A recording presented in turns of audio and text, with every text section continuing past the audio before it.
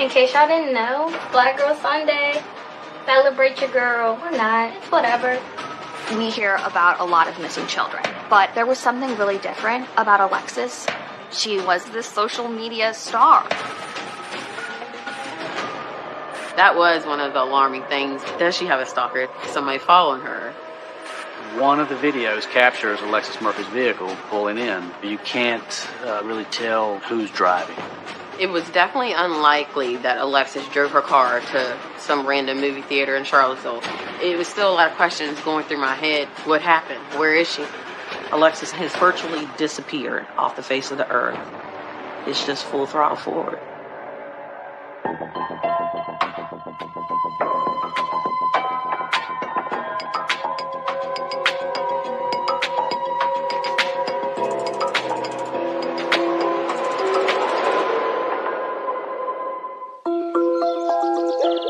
It's August 2013. In the rural enclave of Shipman, Virginia. Go. 17-year-old Alexis Murphy is preparing for senior year at Nelson County High School. She definitely was a person that could brighten your day on your worst day. My name is Trina Harmon Murphy, and Alexis is my great niece. She was just an incredibly humble, genuine person. She was a total package. I'm Jasmine Murphy, and I'm Alexis' cousin. She was looking forward to her senior year playing volleyball. I did assistant coaching with her for 2 years. Seeing her play and playing against her at the open gyms, she had definitely developed and grown as a player. Hey, where my Pacers fans at? Oh, I was serious. None? None at all. She was definitely attached to her cell phone for sure. If the battery was dying, she would plug in multiple extension cords so that she could still move about the house and take the phone with her. Okay, my life is pretty much complete right now. Whoever invented this, thank you so much. Alexis's journey to the cusp of adulthood began on June 5th, 1996, when she was born into a loving, extended family. Even when she was a baby, she was just a funny, outgoing person. She was always getting into stuff, but I definitely saw her grow up. She was definitely smart. She could come to me for things, or if I had clothes that were too small, hand me down to Alexis. She loved them. She grew up around most of her cousins, so cousins are more like brothers and sisters. As she got older, you saw her get more interested in music, dancing. She was forever recording herself dancing. If I was dancing in the car, she would just laugh at me and was like, don't ever do that again. Just a joy. She loved her music and dancing. She definitely did.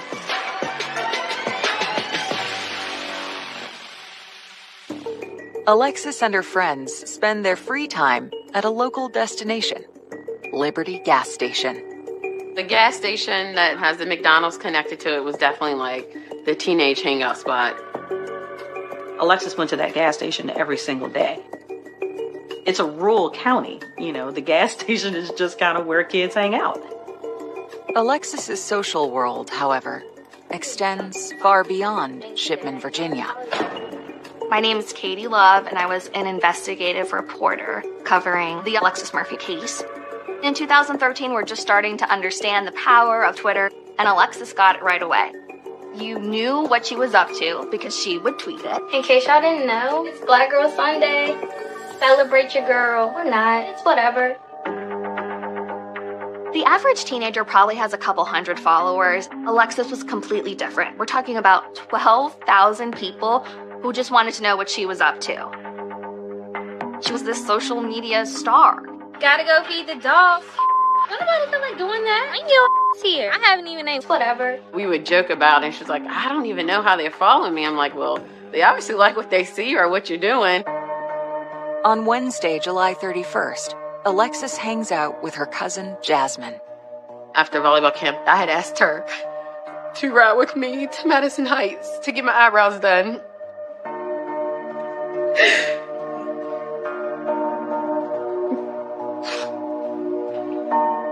And I remember we had went to the Chinese place to get dinner.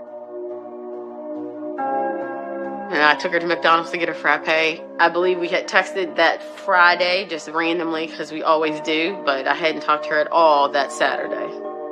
Little did she know, that was the last time that Jasmine would ever see Alexis. Later that weekend, in the early morning hours of Sunday, August 4th, Alexis's family notices something peculiar. Alexis's grandma realizes that she's missed her 11 p.m. curfew, which is really strange. Alexis never missed curfew, was always in the house on time, and they have no idea where she is. That day, she left the house in her dad's car, the white Nissan, and the car is nowhere to be found. Of course, her grandmother, immediately started to call her phone, but it went straight to voicemail. Alexis was always tapped into that phone. When she didn't answer it, that was a big clue. I thought she'd had a car accident. That was my first thought. Her mom works night shift at the post office, so she came home from work that morning and immediately went to the sheriff's office and filled out a missing persons report. I'm William Everett Mays, Jr. I go by Billy. I was investigator lieutenant with Nelson County Sheriff's Office. I get a phone call, and it's brought to my attention by one of the deputies with Nelson County that this young lady didn't return home. The deputies had already spoke with the family and got a lot of information that I needed to start my investigation. Teenagers, a lot of times, tend to be a little secretive about what they're doing. We have to take into account that maybe she is with someone that she doesn't want you to know about, or she's went somewhere that she doesn't want you to know. As Lieutenant Mays gets up to speed on the case, he's alarmed by Alexis's large Twitter following. She had a lot of followers on social media, but with that, there's the downside. It's just a breeding ground for predators. With just a matter of hours, I had a huge resource available. We had social media experts from the FBI that were devoted solely to that. That was critical in this case. I remember coming through her social media and seeing some of the things people would post, like, oh, I would like to meet you, or you may see me sooner than you think. That was one of the alarming things. Does she have a stalker? Is somebody following her? As investigators dig through the large digital trove, they spot one tweet that points to her plans for early Saturday evening. As she was posted throughout the day, one of those said she was Berg-bound, which means she was headed to Lynchburg, which is a city just south of Lovingston. Her family explains to investigators the enthusiasm behind the 6:04 p.m. post. She had an appointment for her senior pictures the following week, and she loved hair and makeup, so her plans that day were to go to Lynchburg and buy hair to do her hair extensions for her senior pictures. Her mom gave her the lecture on not spending too much money on hair, and she told them she loved them and got in her car and drove away. That was her very last tweet. Police reach out to the Lynchburg store she was headed to, but shopkeepers say she never arrived. Whether or not she ever set foot in the city is a mystery. The million-dollar question is why? Why she deviated from that plan, and was that voluntary? To track her movements, Mays subpoenas Alexis's cell records. But while he waits for the results, late that afternoon, Trina devises a plan to find her using an app called Find My Phone. Oak Ridge Estates was the last location that the Find Me app on her phone actually provided. It's a vast piece of property. It's several thousand acres. So a lot of resources from the sheriff's office and the state police are focused on that area. There was a huge gathering of people. There was tons and tons of people willing to help. By 6:30, there was a state trooper helicopter in the air looking for her car. By 7:15, the first FBI agent was on the scene. You're on a pendulum. between hope and despair. A suspect on the road to Lynchburg. It almost made you afraid to even be out at night alone. And clues from Alexis's final moments lead police to the end of a dirt road. It looks like something out of a horror movie.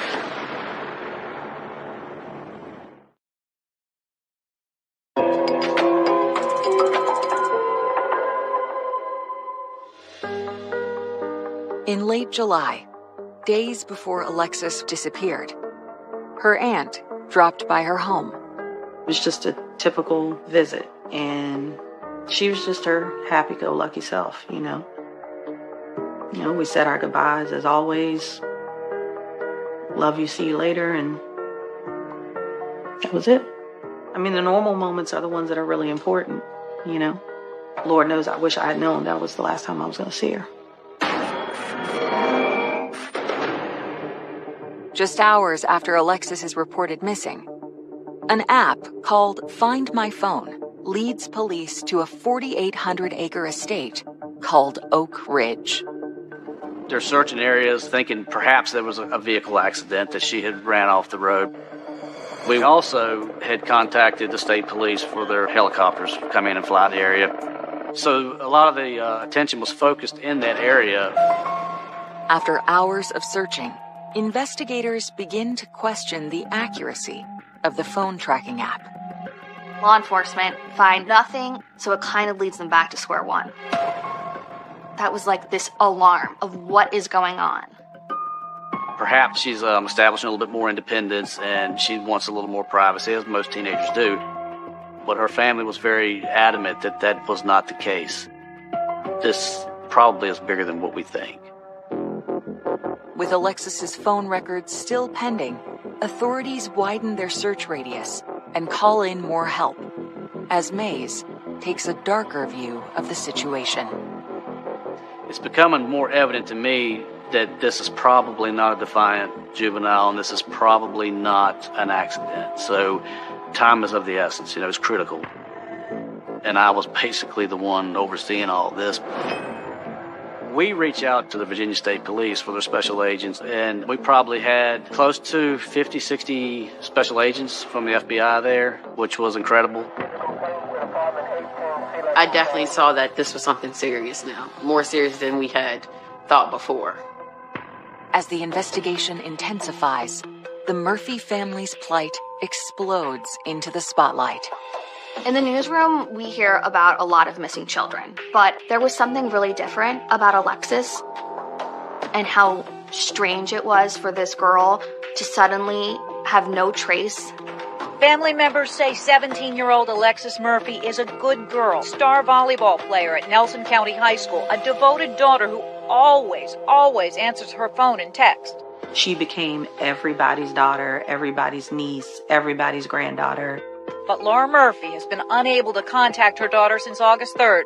Somebody knows something. If it's the littlest thing that they may not think is important, it is. It allowed people to connect with her family. It was amazing to see how many people organized search parties after search parties looking for Alexis. My name is Mark Egeman. I work for the Virginia Department of Emergency Management as a search and rescue coordinator. Watching this story develop and grow in the news until we get that call from state police. And then that's when we become involved and it becomes an active mission for us. You have a tremendous amount of woods and country to have to search on foot. The whole community has mobilized at this point. This was very out of the norm for Nelson County. It's unclear at this point if investigators have found anything of use for them as they continue to search for Alexis Murphy. In the midst of this publicity, law enforcement scrutinizes the road Alexis would have taken to Lynchburg. In recent years, it has been the site of a rash of mysterious crimes.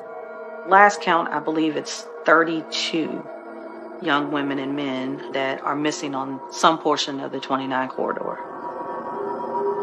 There's something going on for sure on the 29 corridor that needs attention. Locals attribute this violence to a single anonymous culprit.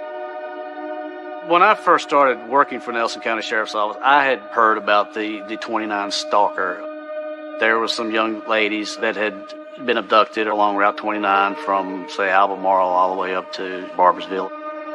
You start to wonder if this is something that is connected. Yeah, it was a scare. It almost made you afraid to even be out at night alone. It was definitely one of those things you kind of opened your eyes even more. But soon, on Monday, August 5th, 2 days after she vanished, Mays received some crucial documents. Alexis's cell phone records. We started looking at the cell phone information and the cell phone records, and were able to determine that Oak Ridge that we didn't need to be there. The phone was pinging somewhere else. One of those hits indicated she was in the Liberty gas station. That's where the focus went at that point. We were able to go and pull that video surveillance of Alexis being there. Could this footage be the key to finding Alexis? She was there, and she was there alone. So we were trying to connect all those dots and put those pieces of the puzzle together. That's the last known ping on her cell phone. We knew that this was probably the last known place that she was when she went missing.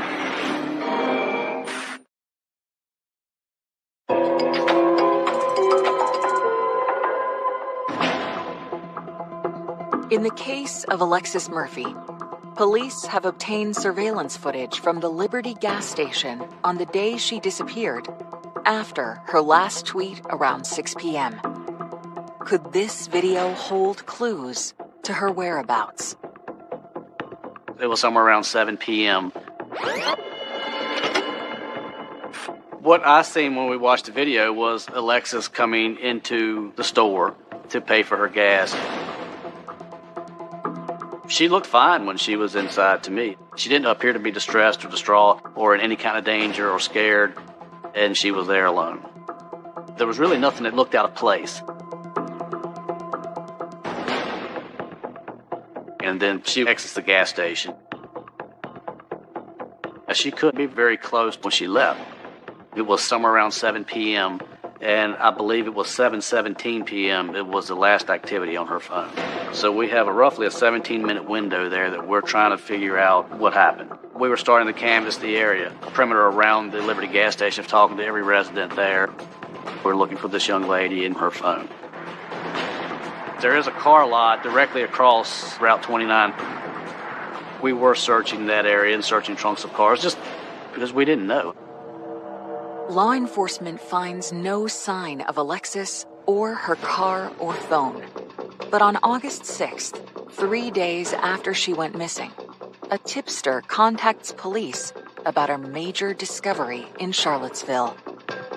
Tuesday evening, someone just who had watched the news and had heard about Alexis Murphy's disappearance had noticed this vehicle sitting there and called us and said, "Hey, this car is here in Charlottesville."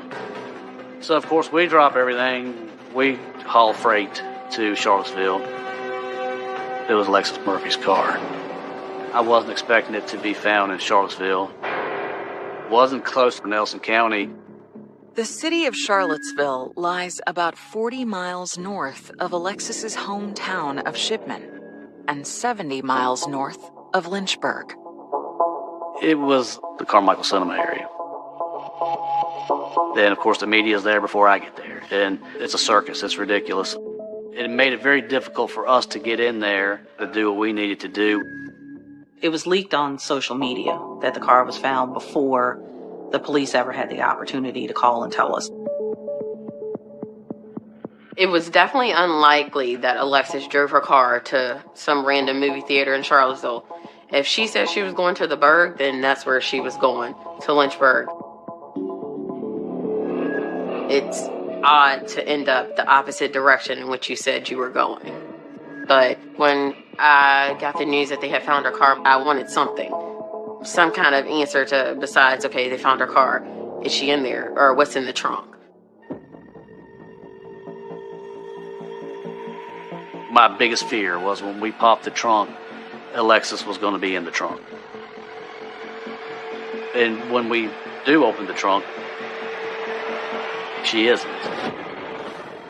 Which, it was a relief, but at the same time, it's like, where is she? And her phone is not there. So you go from, yay, she might still be alive, to, okay, where do we go from here?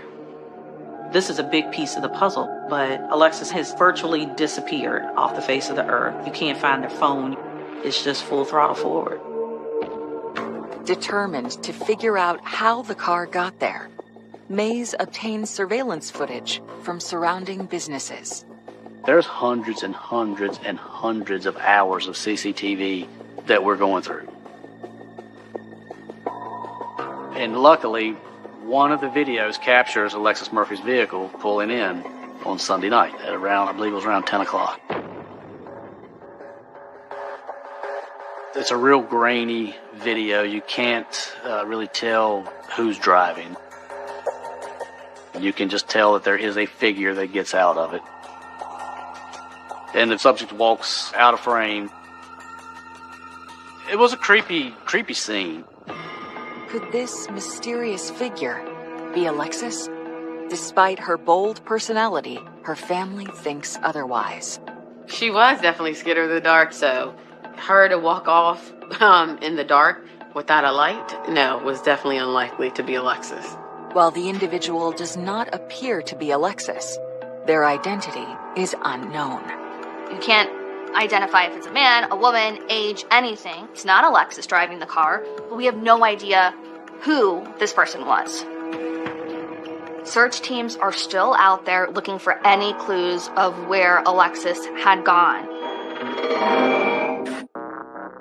Desperate to understand the mystery figure's connection to Alexis, investigators re-examine the footage from the gas station.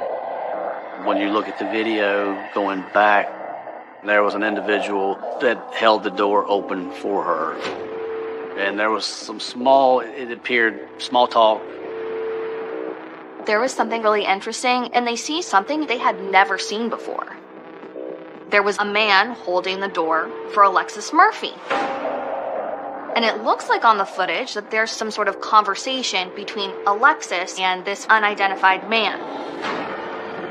So suddenly, there is a new person of interest in the case. So we're starting to wonder if it's the same person in Charlottesville.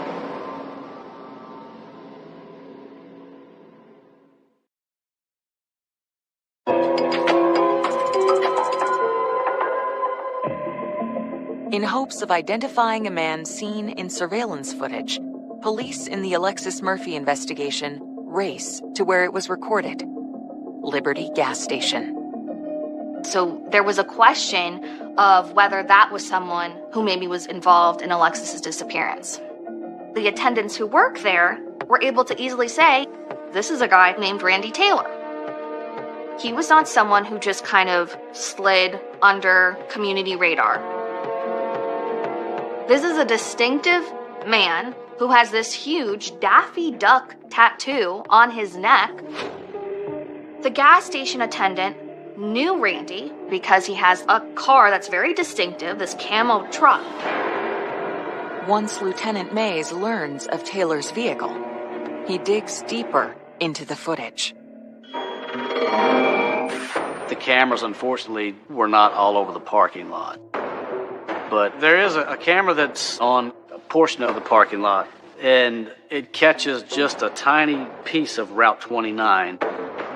Just a few minutes after Alexis exits the gas station, you see this camouflage vehicle and Alexis Murphy's white cars directly behind it. She was actually going north toward Charlottesville, and now she's following him. The big question is we have no idea why she followed him, which is really strange. What's going on? Mays sizes up the investigation's new prime target. We've got to come up with a game plan.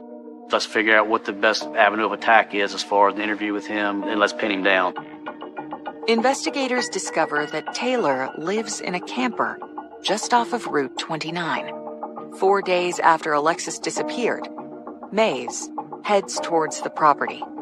We had put him under 24-hour surveillance. I was told by the other agents where this camper was located, but I couldn't find it. The grass was so high around the driveway. It goes into this property. So I finally locate this road. We pull in, and we're basically walking up to this thing. It's just an old abandoned house. Then there's this blue and white camper. It looks like something out of a horror movie. I remember knocking on Randy's door, and he opens the door. We explained to Randy why we're there. And I basically asked him about being at the Liberty gas station. We were looking for this young lady, and he said he had no knowledge. He'd never seen her, didn't know her, wasn't at the Liberty gas station, had no idea what we were talking about. And that was an important part of the case for me because I knew then that he was hiding something. But once we confront him with the evidence, there's a video of him holding the door for her, and things changed. He told us he ran into her at Liberty. He admits that she was there. Without prompting, Taylor launches into a story. He even goes on to elaborate that he met Alexis Murphy probably a year prior to this at a car wash. He was smoking some marijuana, and she had made a comment about the marijuana. According to him, she was talking about how it smelled like some really good stuff. So when he saw her at the Liberty gas station on August 3rd, he knew who she was. When pressed again about the August 3rd encounter, Taylor offers an astonishing account. Also, he's telling us that she's with a black guy, and they're talking about a marijuana sale, and Randy wanted to buy from the guy that she was with. So they come up with an agreement, and they leave, and he goes to his camper. Alexis comes, and this other gentleman follows suit. He buys marijuana. They have some small talk, shoot the bull, and they leave together. That's the last he's seen of her. I didn't believe the story, but we could not rule out the possibility of someone else being involved. To validate Taylor's story, Mays files for a warrant to search his trailer. Alexis's social media is also scoured in search of the man in Taylor's description. They got the picture off of some Facebook page or something, but very quickly we were able to identify this guy as Damien. Damien was a resident of Nelson County, but he leaves town shortly after Alexis Murphy is missing and goes to Alabama. That was alarming. That was enough for us to further investigate this. I knew Damien. We went to high school together. So Alexis' relationship with Damien, I don't know exactly what it was. I knew he worked at McDonald's at the time. She always was at McDonald's getting a frappe. Was he one of the last people to see her? Did he have something to do with it? Did he know about it? It was still a lot of questions going through my head. What happened? Where is she? Police uncover disturbing clues. We see that a fingernail is embedded into the carpet. Hearing this kind of evidence, your stomach just turns. Authorities close in on a suspect. I don't think he expected the rain of hell that came down on him. And cryptic circumstances envelop Alexis's final moments. So it leaves me with the million-dollar question: how did you get her there?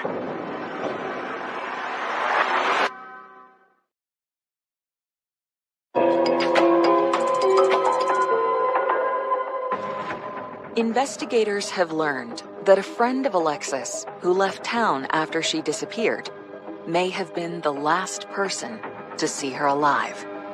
So myself and Special Agent Pittman with the FBI, we flew to Alabama. We made arrangements to meet with Damien and talk to him in further detail about what his involvement may or may not have been. As they sit down to interrogate Damien, Mays asks him about his whereabouts on the weekend Alexis vanished. He was in Nelson County staying in a hotel with his girlfriend. He said he was at the blood bank donating plasma, and this was right around the time that she went missing. but he wasn't anywhere close to where Alexis was here in Nelson County. So he wasn't even in the area when she went missing. He said he had no involvement whatsoever. After the interrogation, Mays returns to Virginia and digs into Damien's account of the weekend of August 3rd. We were able to corroborate his timeline and his alibis. There was nothing. There was no dots to connect with Damien. It was just another ploy for Randy to throw the investigation off. After clearing Damien, critical information in the case against Randy Taylor comes through. We were able to secure a search warrant for his camper. We executed that search warrant. We go in, we explain to Randy why we're there, and we pull him out of the camper. The forensic techs go in and start the evidence recovery process. They go to his house, his trashy dump of a camper. It was a bit messy. Inside, they find evidence. We see that a fingernail is embedded into the carpet, but they find a hair extension, and then a diamond stud. Hearing this kind of evidence, your stomach just turns. It wasn't something good when I heard that they found all those things there. Because those are things that any girl, you're not going to just let that go. It had to be taken from you. Alexis didn't have false nails, things like that. It's not going to just come out easy.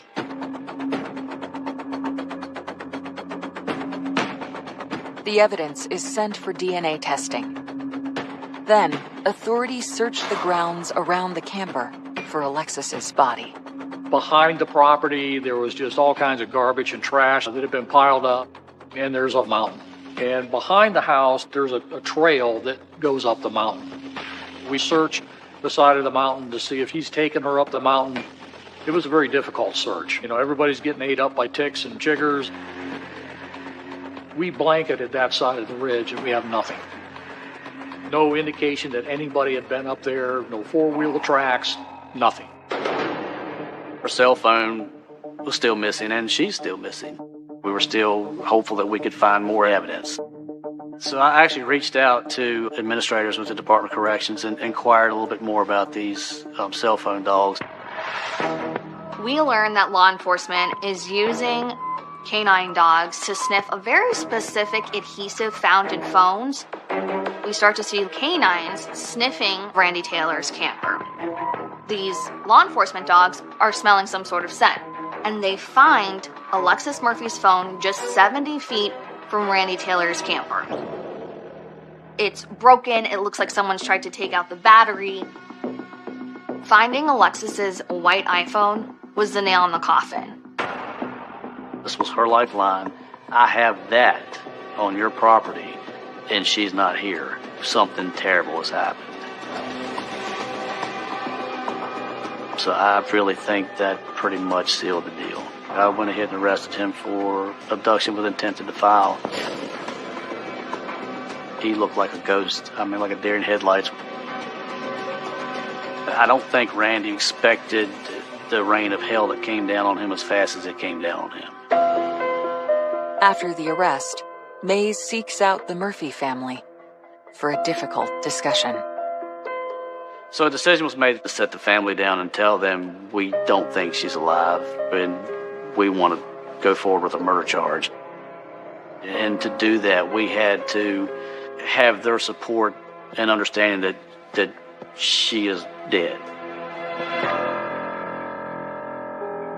I think we had to agree with the evidence that was presented before us, because obviously the evidence was there, right? And we can't find her. She has had no contact with her family. That was kind of the defining moment to know that chances are she wasn't here anymore.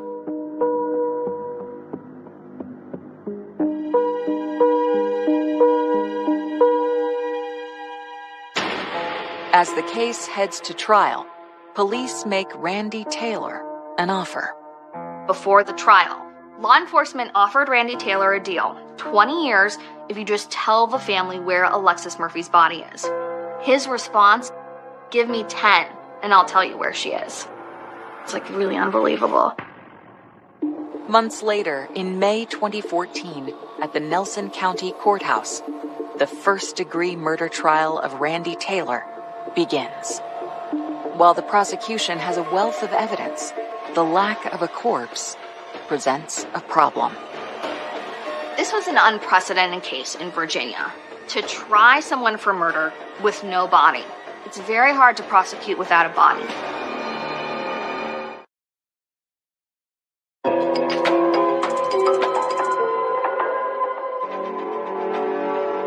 In May 2014, the murder trial of Randy Taylor commences. On behalf of the state, prosecutor Anthony Martin delivers the opening statement. The prosecution was able to paint this really violent scene with the amount of evidence that was just found inside of this camper. Something horrible has happened. But in their opening argument, Taylor's attorney takes aim at the prosecution's assertions. The defense was constantly saying, there's no body, there's no murder weapon. They kept hitting on it. His explanation of the hair extensions was the police planted it, but we knew that he was full of it. After opening statements, the prosecution unloads its most potent evidence, an item discovered on a deeper search of Taylor's camper after his arrest. One thing I will never forget is Randy Taylor's bloody t-shirt. Seeing the t-shirt covered in not just a little bit, but a lot of blood, you could tell the jury's mood suddenly shift. Attorneys reveal the results of DNA testing on items found inside the camper. And it was her DNA on the shirt. It's a mix of blood and saliva and fluid. We have her DNA on these hair extensions that were found. They're glued and woven into the hair. They don't just fall out. That indicated to us that there was a violent struggle that took place. We know that there was nothing casual about this encounter, that it was extremely violent.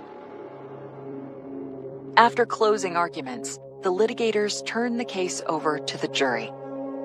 Within hours, the jurors announce that they've reached a verdict.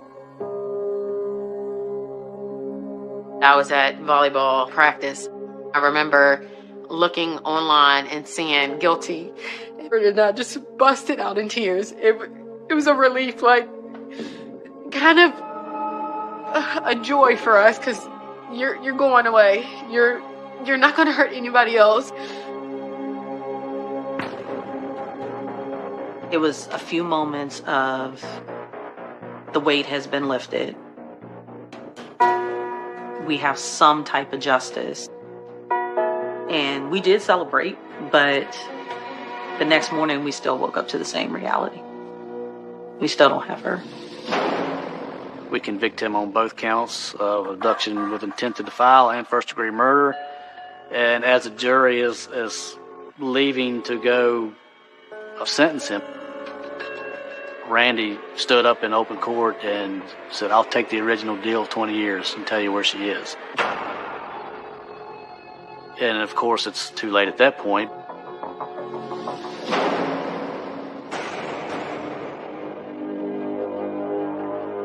He ended up with 2 consecutive life sentences and is currently at Red Onion spending the rest of his life in prison. So, in the case of Taylor's continued silence, anger and mystery linger over what transpired in Alexis's final moments captured on video. One of the big mysteries of this case is why we see Alexis Murphy's car following Randy Taylor's. We have no idea why she followed him. Somehow he gets this beautiful, talented young girl to follow him to his trashy dump of a camper. I still can't even wrap my mind around it. Billy Mays believes the footage tells the story, of a drug deal gone bad. I think Randy had some conversation with her in the parking lot prior to coming into the store about some marijuana that he had. So I really, truly think that she followed Randy back to his camper in the thought of purchasing marijuana. I find it impossible to believe that she would have voluntarily gone anywhere with Randy Taylor. Alexis didn't have to go with Randy Taylor if she really wanted weed. So it leaves me with the $1 million question: how did you get her there? Despite Taylor's conviction, he refuses to reveal the location of Alexis's remains. I can't go put flowers on my niece's grave. I can't take little pink trinkets, which was her favorite color, to put at her grave. So I will continue to look for her until I'm either not here or she's found. Whether or not Alexis's body is ever found, her family and community will never forget her. I still think about Alexis all the time. Her face is on my refrigerator. I have a t-shirt with her face on it. My daughter, who I now have, will know about Alexis. There was such a bright future ahead for this young lady. I grieve the what ifs the most, you know. Where would she have gone to college? What would she have majored in? Would she have met the love of her life, you know, in school? Would she be married? Would she have kids? It's still unreal because it's like, how can this happen to her? You kind of sit back there and wonder, what if she stayed home that day? What if? It's always that question of what if. And they'll always remember their final moments with Alexis.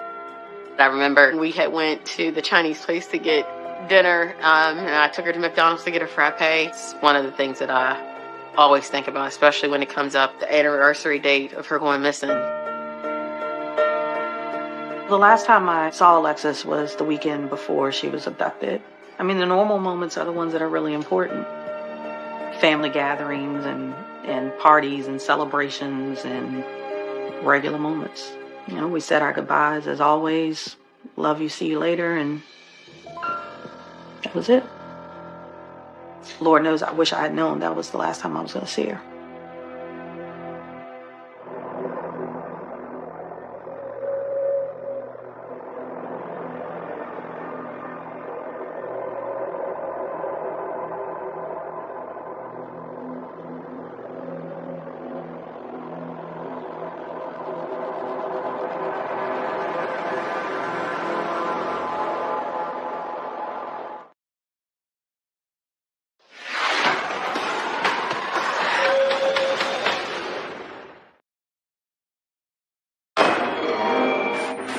That's Mom.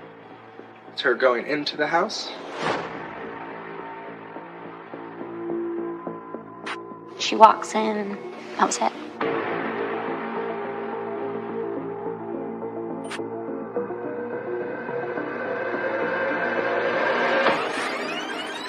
A mom is missing. This beautiful blonde, very young and vivacious woman. Everybody was starting to reach out, and nobody had heard from her. I tried messaging her. I tried to call her on Messenger. Police had to look at those facts and say she could just be off the grid right now. We don't have a crime scene. We don't have an obvious crime.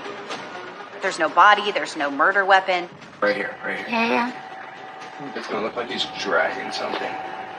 What the hell did we just watch?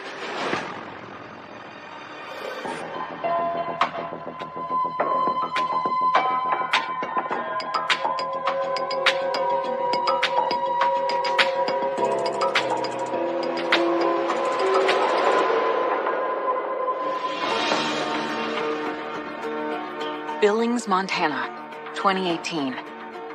The fiercely independent city on the edge of the Rocky Mountains is in the middle of an economic boom. It's here that 49-year-old Laura Johnson has come to experience her own independence after years of raising her children. Yep. Yeah, that's probably the best picture of my mom. All I know is my mom got some 80s hair going on, and my dad actually has a full set of hair. Seeing all of us as an actual family, holy smokes.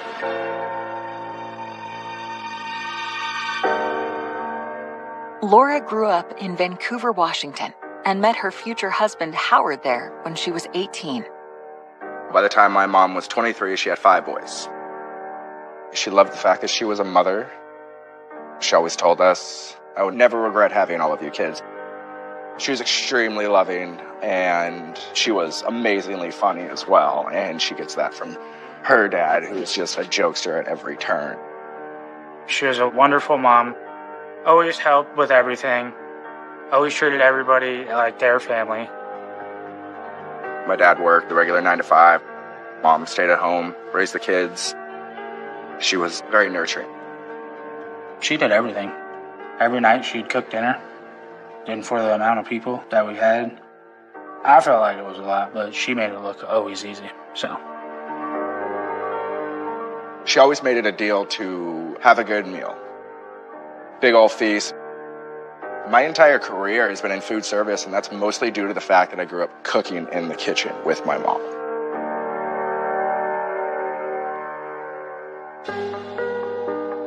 But in 2012, their children grown and out of the house, Laura and her husband Howard separate, and Laura moves to the Las Vegas, Nevada area. I definitely think she wanted to find her own sense of happiness. You know, a woman in her 40s having that for the first time, that's got to be empowering, you know what I mean? So she did tell me that she had joined a dating app. And it isn't long before Laura meets someone she really likes. His name is Greg Green. Greg was one of the people who she was matched with. He worked in Vegas right there. They went out on a couple of dates, and then it went to the point where she was living with him in Nevada. Although she now lives 1,000 miles away from her family in Vancouver, Washington, Laura keeps in regular touch with her sons. My mom was never really good about keeping a cell phone, so our main points of communication were Facebook. She was consistently on Facebook. Like, you can click on Messenger and her little thing would be green.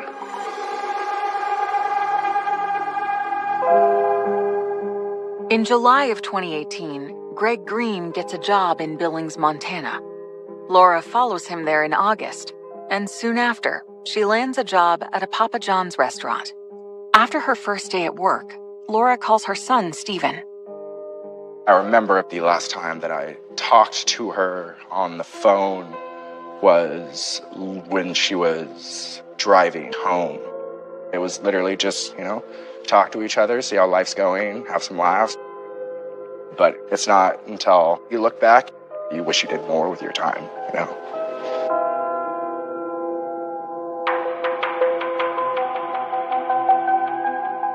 On September 18th, 2018, Laura's sons become concerned that she has stopped communicating with them. My older brother, Howard Jr., he spoke to my mom every day. He called me and said, hey, have you guys heard from Mom? And I haven't heard from her. I looked on Facebook. It said that she hadn't been active for a couple days. So then I called Steven. I was like, hey, have you talked to Mom? Jonathan called me on the 18th. The fact that Jonathan had even called me in the first place was a huge red flag.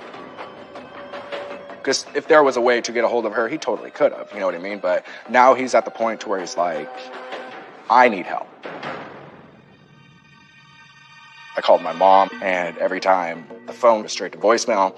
I've tried to message her, I've tried to call her on Messenger, I've tried to call her job, and the job's just like, yeah, she hasn't shown up for work since September 13th. Like all of this, and I'm coming up with nothing. Nobody had heard from her. I called Greg. He picked up. He says, came home from work on the 13th, and she was gone. All of her stuff's gone. All of it. I don't know anything. He doesn't know where she is. September 24th, 2018. Laura's sons have been trying to reach her for 6 days. So then I started calling the police department out there. We asked the Billings, Montana Police Department to do welfare checks. Officers went to Miss Johnson's residence to attempt to make contact and speak with her. The gate was locked. There was 2 large dogs in the yard. They weren't friendly. The house was quiet. And they weren't able to make any contact. Officers went to Miss Johnson's work and was advised that her last day of work was on the 13th and she had not been to work since then.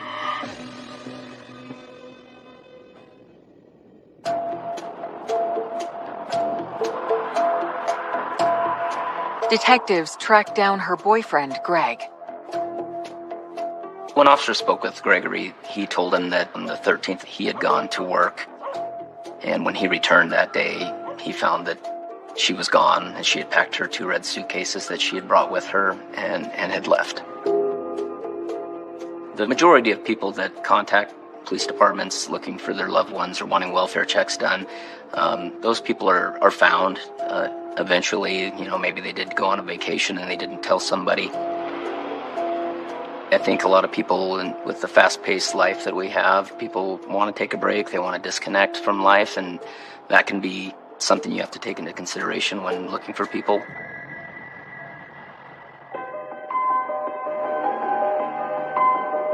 What the law enforcement officers told me was, you are telling us that she's missing. We're not saying you're wrong, but we don't have enough information to say that you're right. The fact that it was a grown woman, people believe that if they aren't being found, it's because they don't want to be found. And anybody who knows my mom in this situation know that that's fundamentally not true. So the sense of like, something's happened became very real. It's been 13 days since anyone has had any contact with Laura, and her family is getting anxious. I posted a picture of my mom, and he said, "We have not heard from my mom," and just explained the situation. A lot of people commented on there. The post was getting a ton of shares. I thought that the whole thing was just strange. The fact that, her sons haven't heard from her. We don't know where she is. She hasn't showed up to her job yet. She's not responding to text messages. The first thing that I do when I see something like that is I do reach out to law enforcement. September 27th of 2018, I did receive a call from one of the local reporters regarding a Facebook post involving Laura Johnson. So the next thing I did after I got off the phone was started to research the case. While we haven't reached the level that there was a crime committed, things were starting to fall in place that not everything was right.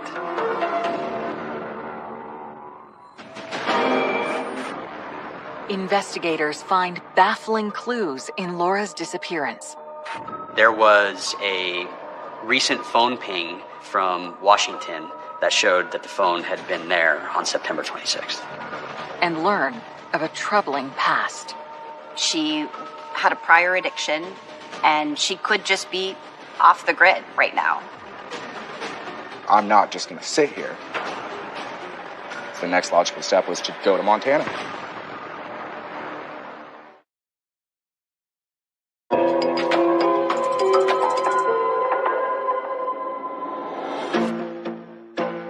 September 27th, 2018. Laura Johnson's family has not heard from her in 2 weeks. Her boyfriend, Greg Green, tells police he hasn't seen her since September 13th, which was also the last day she was at work. At this point, it's still unknown where she's at, unknown if there's foul play involved. We just had not gotten any information conclusive one way or the other. Police ask Laura's son, Stephen, if there is anything going on in her life they should know about. Stephen tells them that years before, she was injured and that she became addicted to prescription painkillers. But at the time of her disappearance, she was getting treatment and doing well. There was a feeling that potentially she may have relapsed due to her addiction. Police had to look at those facts and say, well, she does have a history of use. She had a prior addiction, and she could just be off the grid right now. Detectives reach out to the clinic where Laura has been going for treatment. The clinic advised me that she had been there every single day for 3 weeks prior to the 13th.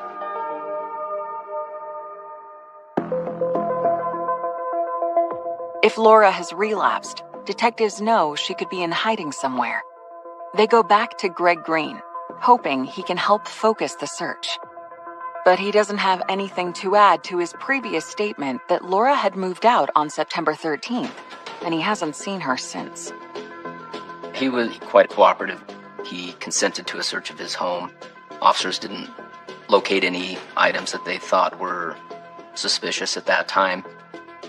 And Gregory had allowed them to look through his phone, which he showed them some messages that he had sent to Laura after she had left.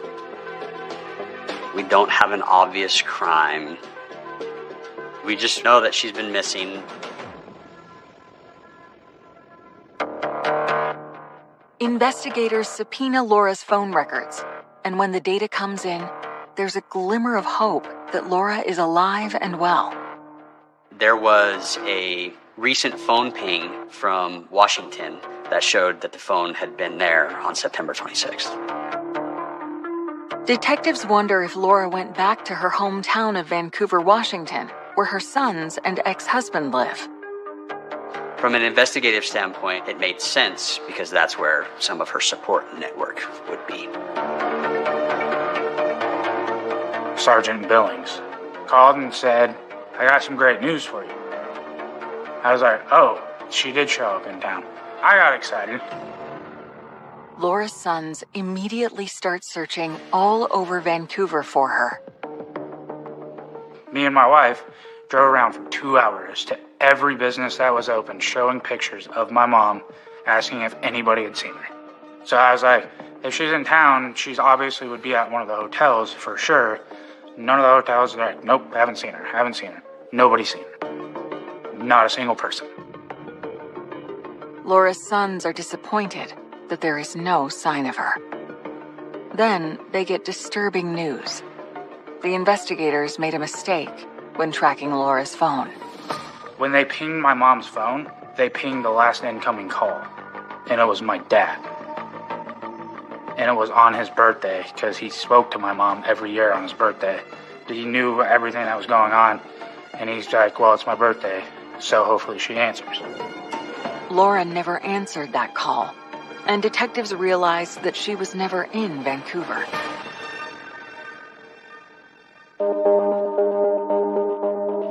It's been 18 days since Laura Johnson disappeared, and her son Stephen decides he has to take action.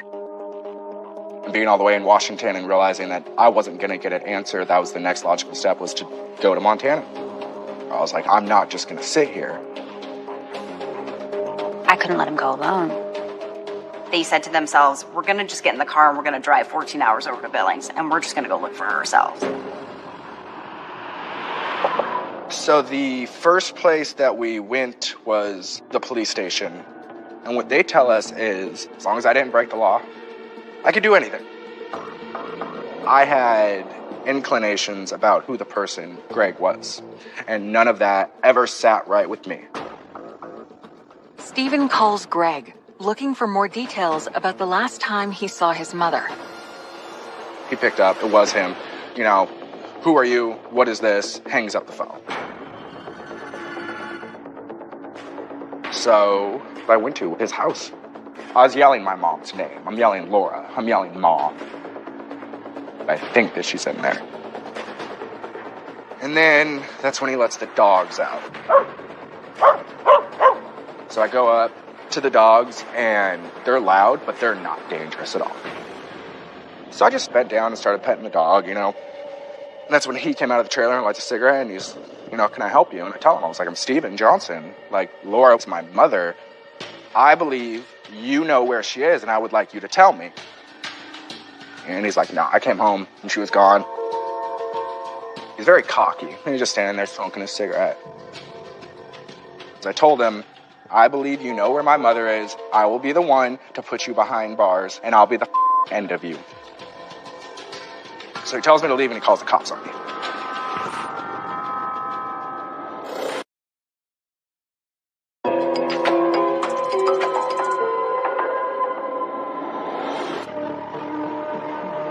October 1st, 2018.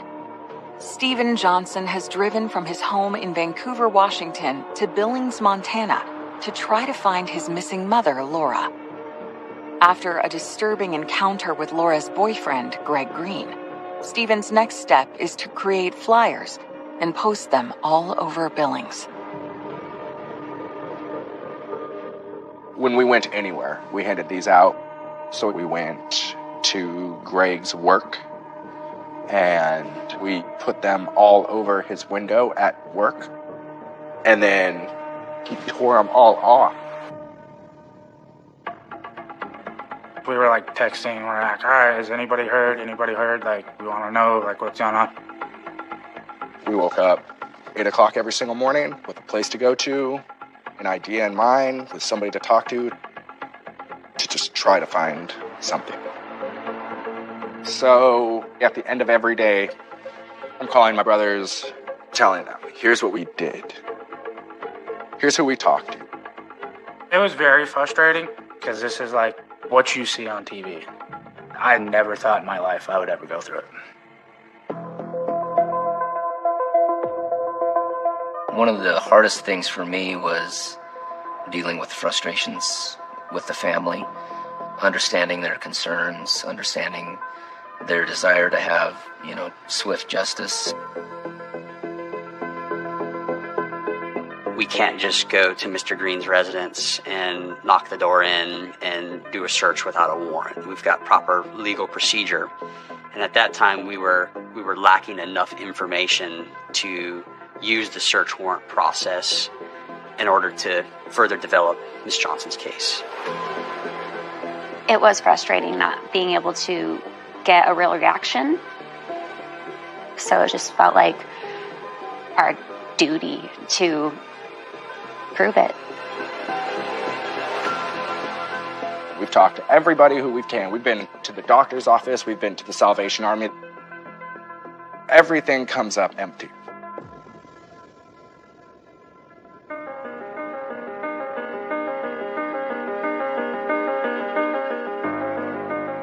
We had gone through every single dead end. We had been through all of Greg's neighbors with no answer, with no solution. We were nowhere closer on day 5 than we were on day 1. And the last thing before we leave town that we figure we can do is go knock on the neighbors' houses again. As they are knocking on the door of the neighbor across the street from Greg, Stephen sees something he hadn't noticed before. I basically stopped and I said, hey, I think we found something. There's a camera at the one place that we're interested in.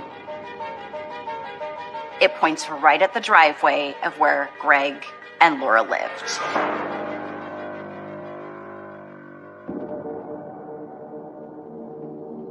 Stephen and Casey had talked to the owner a few days before. Now, they ring his doorbell again, hoping to get access to the footage. And the first thing he says is, do you want to see? And I said, what are you talking about? And he goes, I have my camera footage pulled up because you were asking me about your mom.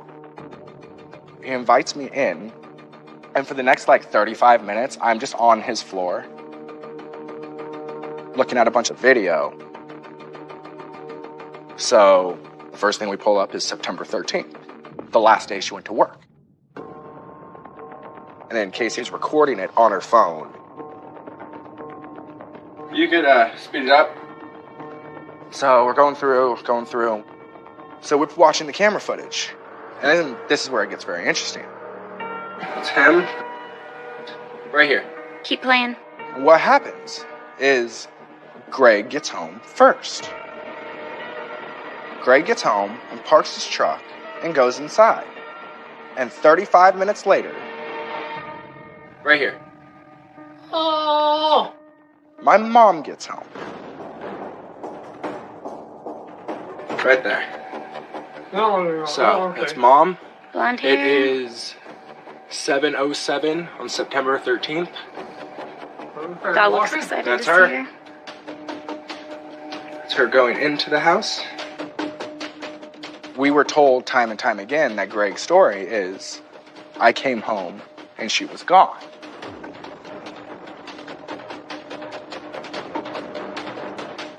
I came home and she was gone.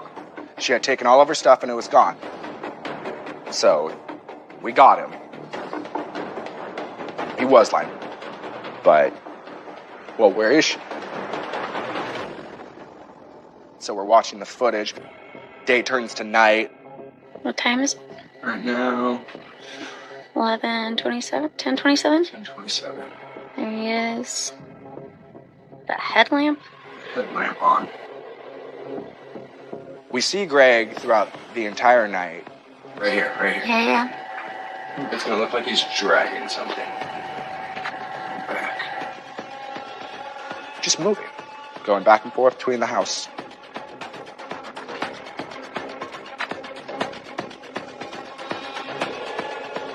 That's when we call the detectives, like, you need to come see this.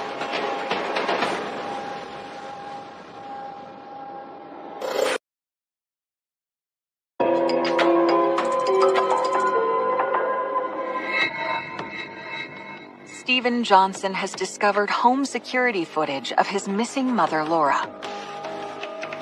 It shows her at the house she shared with Greg Green after the time Greg told police she had left. Realizing the importance of the discovery, he calls the police.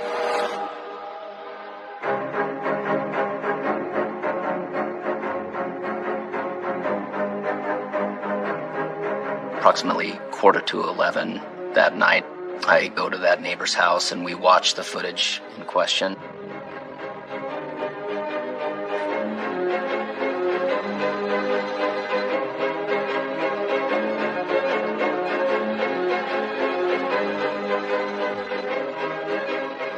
We then start viewing the video in greater detail.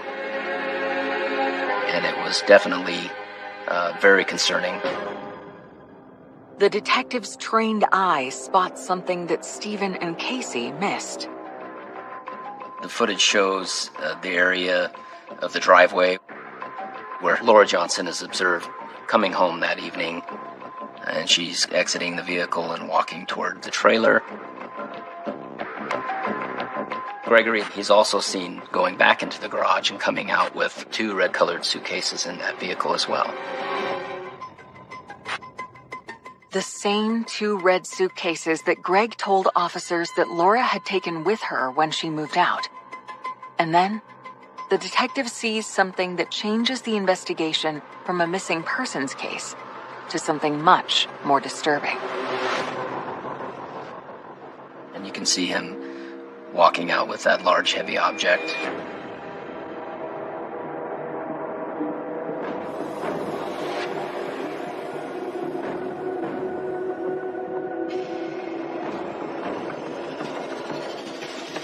That's zoomed in to show that area of the vehicle where he puts what we believe is Laura's body into the vehicle. And then ultimately he's observed putting a shovel in the back of the pickup bed before he leaves that evening just after 7 p.m. We believe that more than likely that is her body, but we need a lot more evidence to prove that at this point. That was kind of a gut-wrenching feeling to know that you just observed somebody's last moments. What the hell did we just watch? The only logical answer is, Greg ended my mother's life that night. And finally dawns on me, like after all of this, that I'll probably never get to see my mom again.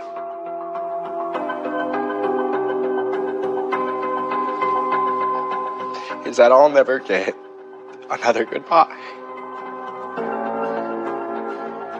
I'll never get that closure. I'll never get the last I love you. I'll never get any of it. It's just gone.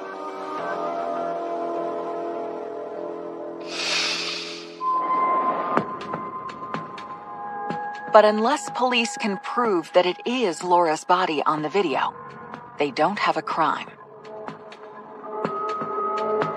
On October 5th, 3 weeks since Laura was last seen, Billings police asked Greg to come into the station for questioning. Gregory told us what he had initially told officers. He told us that on the 13th, when he got home that evening, she was gone and her 2 red suitcases were gone. In that video, it shows Greg pulling those suitcases out of the house and packing them up in his truck. He seemed very surprised when we told him that there was video, and then he decided that he didn't want to talk to us anymore. We informed him that he was not going to be allowed to go back to his home. We believed that that was a crime scene at this point. The vehicle he drove to the police department was impounded at that point. We have now crossed into full-on criminal investigation. We do believe a crime has committed. We had probable cause at that point to seek a search warrant for his residence. But we didn't have enough information to that point to make an arrest.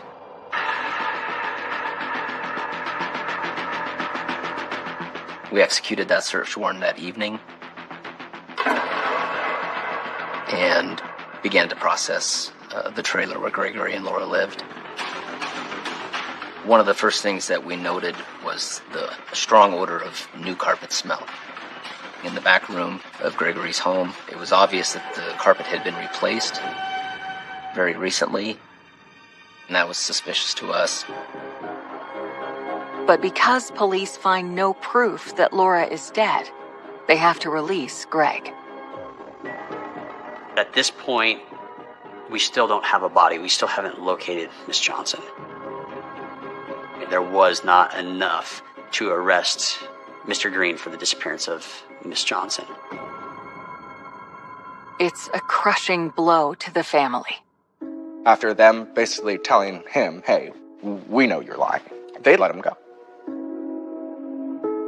The entire family was, really upset. Because you have all this video, but you don't arrest him. Why? There's a lot of frustration, but I would say it was mainly based around, this guy did all of this, and we could just see right through him.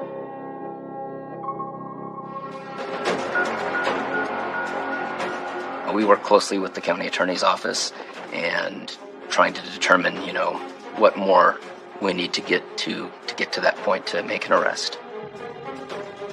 I had to remain focused on what needed to be done to build a case against him. While the forensics team examines Greg's seized work truck, detectives have a strategy to keep an eye on Greg. One of the last things we did when we searched the residence is we placed a tracker on his vehicle. We believe that he did more than likely take Laura's body to some location to bury her. We placed the tracker on with the hope of he might go back out to the location. The tracker is placed on Greg's personal car, the same one that Laura is seen driving on surveillance video on September 13th. On October 5th, hours after his interview with detectives, Greg Green starts to move. At approximately 10 p.m. that evening, his vehicle started to move towards the interstate, heading west outside of Billings. So we began to follow him. He drove straight through the night, and we realized that he was leaving the state.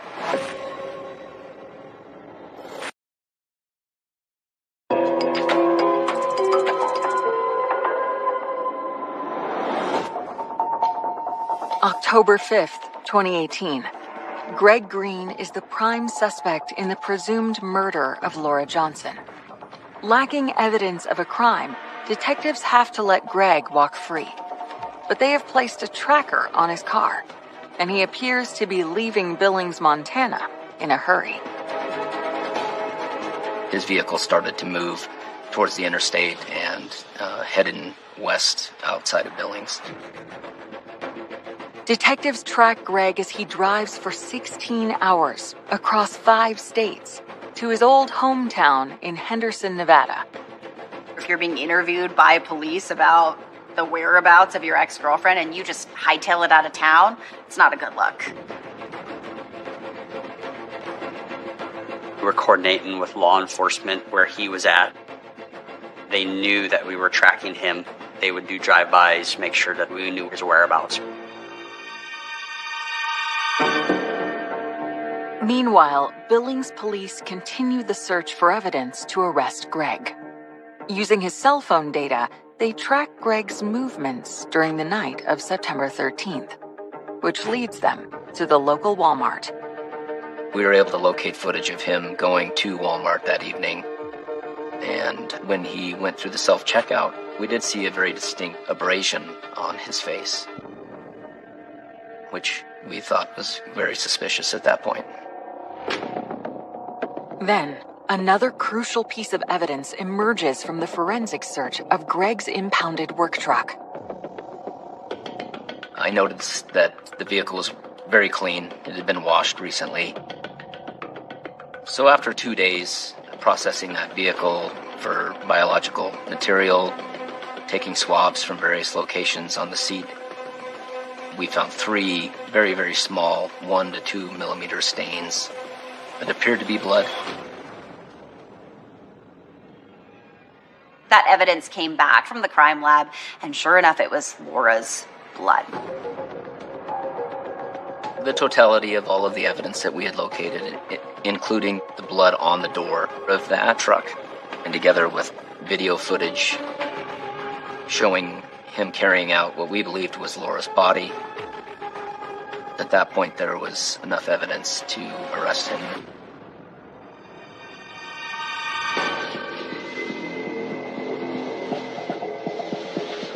Hey, Greg. I remember you. You remember us? Alright. So you know why we're here? I imagine so, yes. Okay. So, something changed or something like this, or? Well, we have a warrant for your arrest for deliberate homicide, so that's what's changed. That's why you're here in handcuffs. Okay. And you'll be expected back to Billings. Huh. For deliberate homicide. Deliberate homicide. Deliberate homicide. Did you want to tell us what happened with her when she came home that night and what you did with her? That's your decision. I'm not going to press you. That's what I want to know. I did everything that I know already. Okay. Well, we both know that's not true. So if you don't want to talk to me, we'll end that there. Okay. After being held for 7 months in a Nevada jail, Greg is extradited to Billings. More than a year later, in February 2020, his trial is set to begin. But without Laura Johnson's body, a conviction is far from a sure thing. We had a theory of what we believed happened, but we just didn't have a body. This is the very first case that I've ever had that involves a no-body homicide arrest. When you're trying to convict somebody of deliberate homicide and you don't have a body to go along with that, it can be very stressful. What is your evidence? Can you really make it stick? Drug surveillance video and murder. Testimony begins in the trial of a Billings man accused of killing Laura Johnson. We sat right behind him the entire time. I was not happy at all. He was not taking anything seriously. I don't know if he was just in disbelief, like this is really happening, so he just kind of like went numb to it. He maintained his innocence the entire time, even though there was video being played in the courtroom of him carrying what appeared to be Laura's body out of his house. The evidence in this case will show you that the defendant took great lengths to cover up his murder of his girlfriend, Laura. Prosecutors present jurors with a possible motive for the brutal murder. Laura was about to permanently end her rocky relationship with Greg. One of the things we did learn from the trial was she had moved into a separate bedroom, and she was saving money to try to leave. He acted like he was at home sitting on his couch. And yeah, he didn't care whatsoever. He thought he was like at home watching Netflix or something. He knew exactly where the cameras were from news media. There was a moment where he turned around, looked into the lens of our camera, and gave a little smile.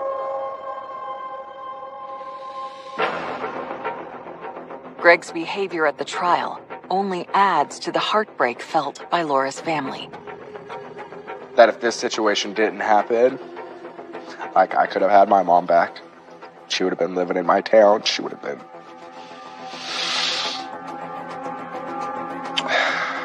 She would have been here. It's not fair. How will this trial pan out without evidence of Laura Johnson's body? This case has had so many unanswered questions. It's had so much heartache with it.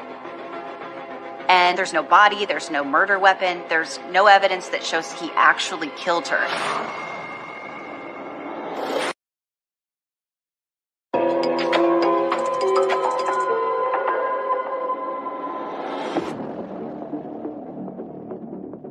Two years after Laura Johnson's final moments were captured by a home security camera, a jury in Billings, Montana is set to decide whether her boyfriend, Greg Green, is guilty of murder. This trial lasted, 2 weeks? Monday through Friday, 8 hours a day. Didn't leave that city hall building for 2 weeks, basically. That footage was the critical piece in the investigation and in the trial. It was a piece of evidence that the jury actually got to take back with them to deliberations, to view. You can't escape the silent witness. You can't escape that video surveillance.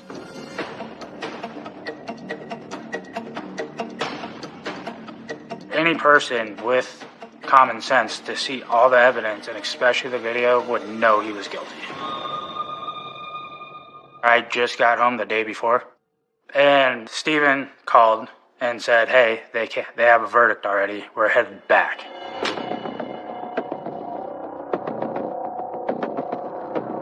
The jury was out maybe 2 hours. You don't know. You put 12 people in a room to make a decision and hope it's the right one. To the charge of deliberate homicide. Guilty. Ultimately, he was convicted of deliberate homicide. And he received a sentence of 100 years in the Montana State Prison.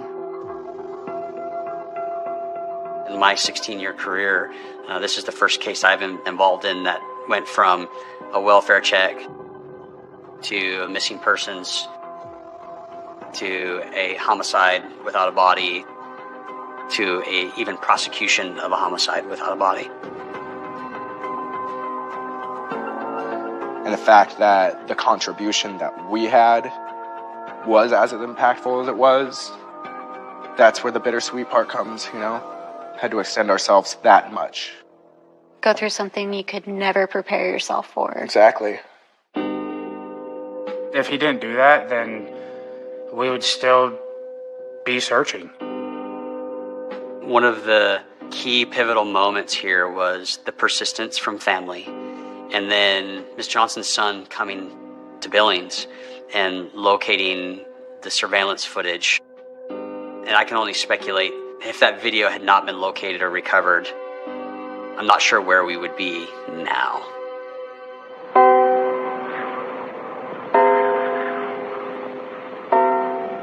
Today, Stephen and his brothers are focused on keeping their mother's memory alive.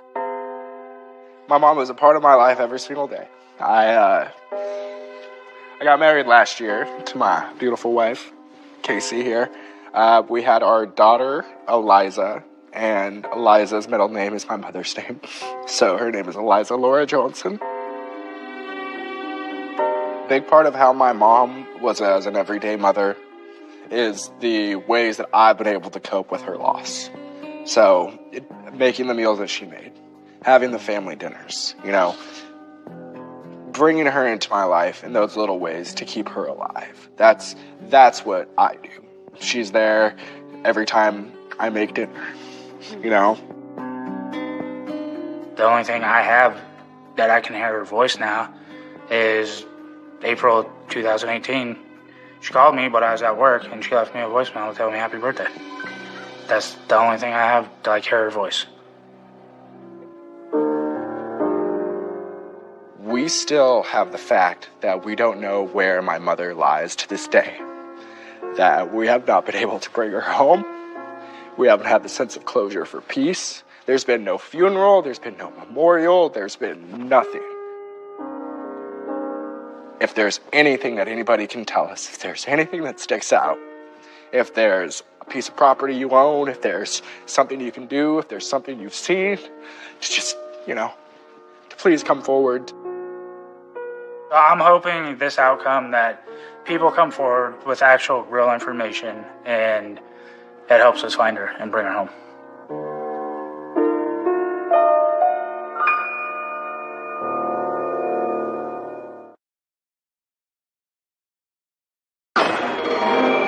Mom, I'm going to do a couple of videos, and the apartment is in that building over there.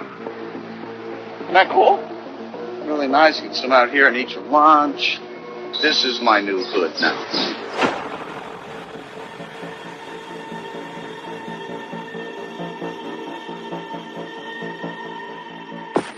And you come in to the kitchen. And the kitchen is good. Good sized kitchen. You got a bench here.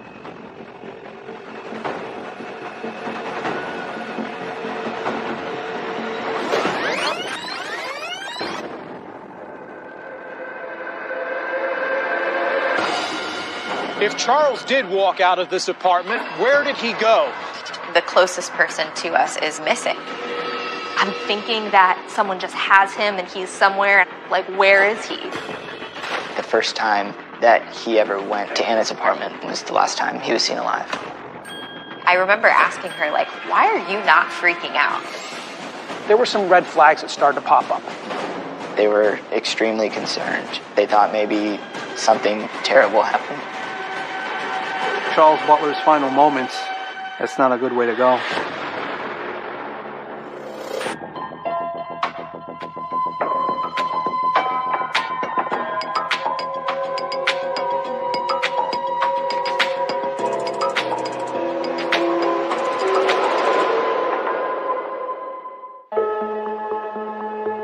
Autumn 2012. 56-year-old Florida businessman Charles Butler has just moved back to his hometown, New York City. This is really nice. I love this city. He would always talk about how New York City is the greatest place on earth. I'm Molly Butler. I'm Chuck Butler's oldest daughter. Originally, my dad was from Queens. He lived there till early 20s. And he said that he went to Florida to visit a friend and ended up meeting my mom. They fell in love pretty quickly, and they ended up getting married after a few years and having the three of us. After Molly, Charles and his wife Kim welcome Margie and Maxwell. As the family grows, Charles's career takes off. My dad was definitely a businessman. He owned a pizza shop, and he was actually the first pizza place in Central Florida to start delivery pizza. Then he started doing insurance. He opened up his own insurance company.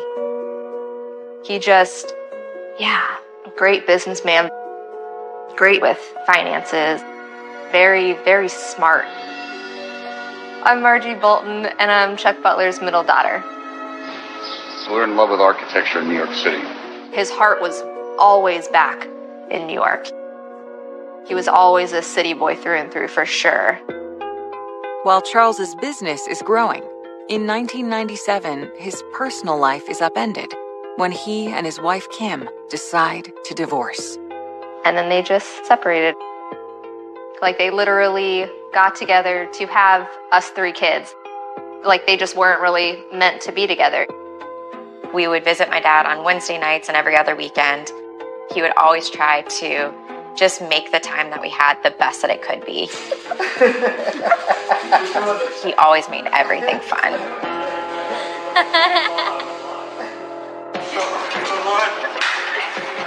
One of my favorite memories of all time was a New York vacation.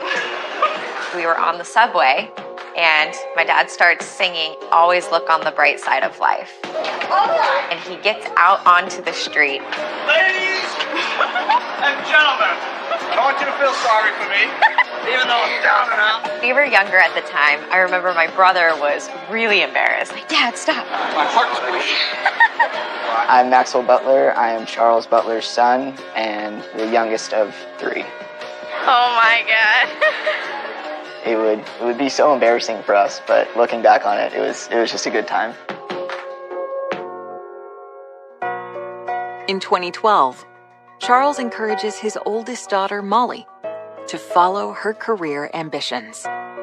My dad was all about living your dreams. Find out what you're passionate about and make that your business. So I knew that I wanted to be a New York City hairstylist. That was my dream since I was very, very young. Charles gives Molly a push by suggesting they become roommates. When I was 24, my dad and I found an apartment in New York City. Okay.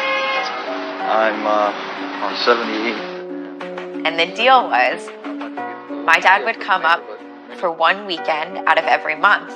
Well, he was there 3 weeks out of every month.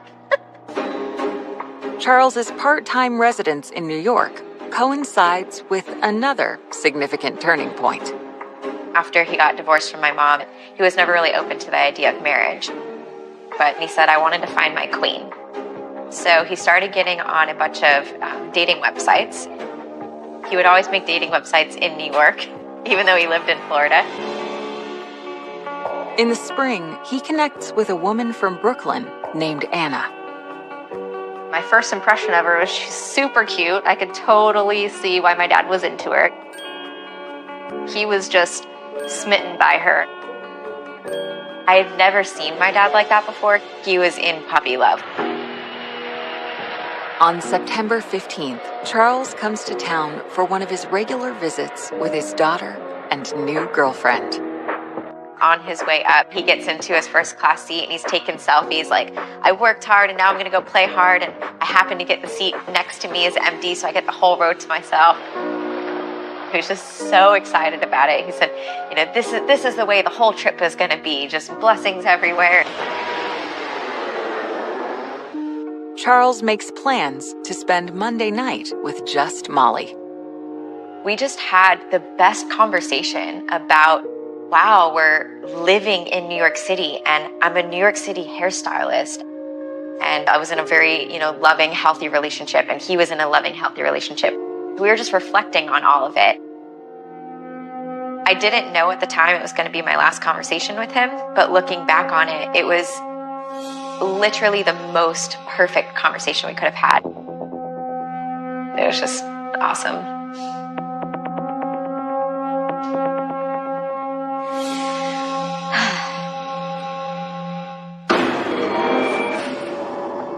The next day, Tuesday, Charles has plans with Anna for a special evening. Tuesday, he had messaged me and he said, hey, I'm actually going to go out to Anna's house tonight. We're going to watch a movie. I'm going to sleep out there. She lived in Brighton Beach, Brooklyn. So this was a big deal that he was going to her house for the very first time. That night, Charles fills Molly in on the date.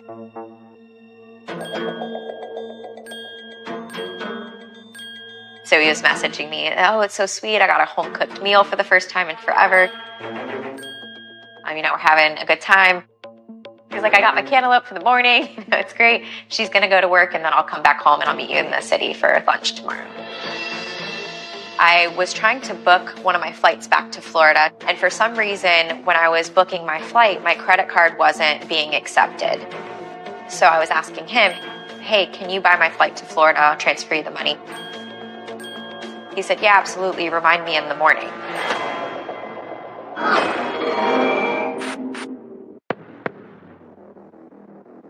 The next day, when Molly doesn't hear from him, she texts her dad about the tickets.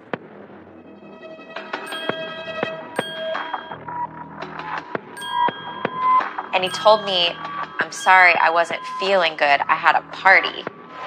And he called me Honey, which my dad had many nicknames for me, and Honey was never one of them.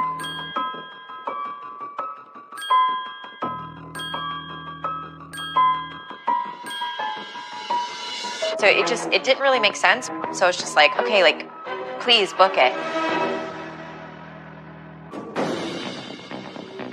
When I left work that day, I went home and my dad wasn't home. And I was trying to call him over and over and over, and his phone was dead. I didn't have her number at this point. I didn't know how to get a hold of her, but I also knew that she was the last person that he was with. The next day, Molly's concern intensifies.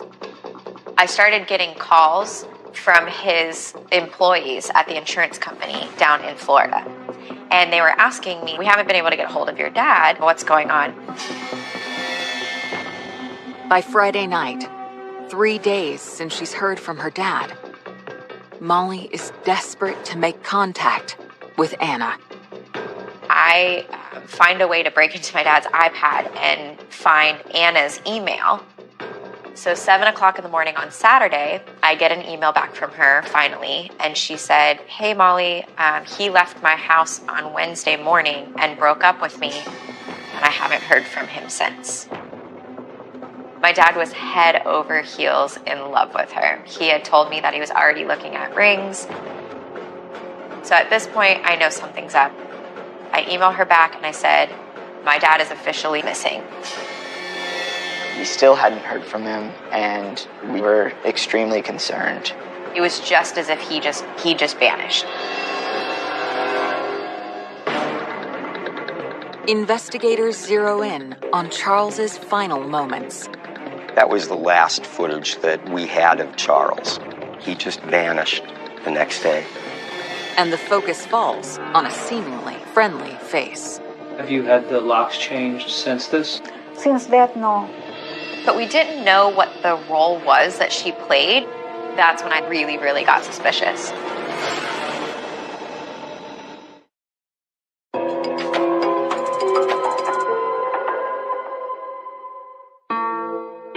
How does a man who is completely content with his life just go missing? The only thing Charles Butler's family knows is that he went on a date with his new girlfriend, Anna, and then abruptly ended their relationship. I'm talking to her and I say, what happened? What was going on? She says, we had dinner on Tuesday night. Everything was great. He spent the night. On Wednesday, I went to work. According to Anna, that morning, Charles stayed in bed in her apartment. She said that in the morning we were texting each other, and then by the afternoon I was getting texts from him. And then he just broke up with me for no reason. And I said, oh, can I see the text messages? And she goes, no, I deleted all of them already. And I was like, wait, what? Why did you delete the text? And she said, well, because he broke up with me and I was heartbroken and I didn't want anything to remember him by, so I deleted all the texts. I remember asking her, why are you not freaking out? It just felt like she was so disconnected from it, and it just felt weird. I could feel something was off, and I couldn't figure out what it was. And I said, I'm going to call the cops. We need to find my dad. 2 cops showed up. They basically just start taking the information. And I'm telling them every detail that I can give him. His phone was dead for like 3 days. I show them the text messages. He was spelling things weird. Certain people will say like lowercase okay, and that's how my dad would say it. But this was capital O, period, capital K, period. So just the way that he was texting was weird. It was very obvious that it wasn't him. I am Christopher Heath. I'm the investigative reporter at WFTV Channel 9 in Orlando, Florida. We covered the disappearance of Charles Butler. NYPD comes in, they look at it. There's no evidence of foul play. There's no tracks saying something suspicious is happening, apart from the fact that nobody's heard from him and the cell phone text messages are a little off-putting. New York City is a giant place, and NYPD have a lot on their plate. They say, we're not throwing up roadblocks and shutting down, the boroughs till we find him, because we just don't have enough here pointing us in that direction.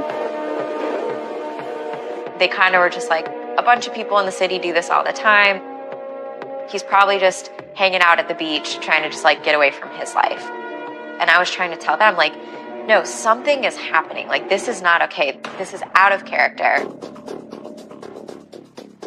One of them, I guess I had pulled on his heartstrings just enough. And he said, listen, I'm going to put out a report. They're not going to actively look for your dad, but I'm going to do what I can and figure something out for you. There's not much that we can do, but I'm going to do what I can do to help you. Despite the detective's assurances, Molly's concern is rising. And I started freaking out at this point. The closest person to us is missing, like literally just vanished out of her life with no answers.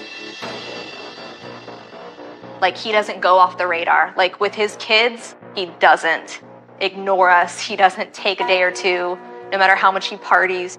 When it comes to his kids, like, he's always just there. Something just didn't feel right.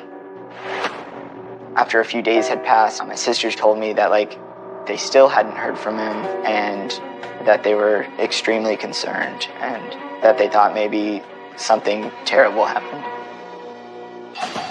Feeling like they have hit a dead end, the Butler children resolve to take matters into their own hands. We decided that we were going to have to go the route of a private investigator at this point. I'm Keith Freeman. I'm a private investigator. I had just come back to Florida from a trip to Central America. I was on my way home when I got the call. I literally turned my car around and booked a flight and went straight up to New York that night. 5 days have passed since anyone has heard from Charles. Freeman begins downloading with Molly. And I'm telling him all the details. He's like, wow, you did a lot of the legwork for me. Thank you. One of the first things that he had said to me, no more contact with Anna whatsoever. Freeman then digs into the police theory that Charles may have willfully disappeared. The first step is we check to determine whether Charles had booked a flight through his office, to check his billing records on his credit cards, and found nothing to corroborate the fact that he had made any additional travel plans. There was no activity anywhere whatsoever. We had all kept trying to call his phone. It was off. We couldn't get through. With no evidence to support that Charles left on his own accord, Freeman sets out to find him. The first step is to get as close to where Charles was in his last known location. I was planning to go straight to his girlfriend Anna's house, which is where he was last seen and where the children last believed he was. When our dad went missing, the last that we had heard was that he was with Anna, so suspicions definitely arose. The first time that he ever went back to her apartment was the last time he was seen alive.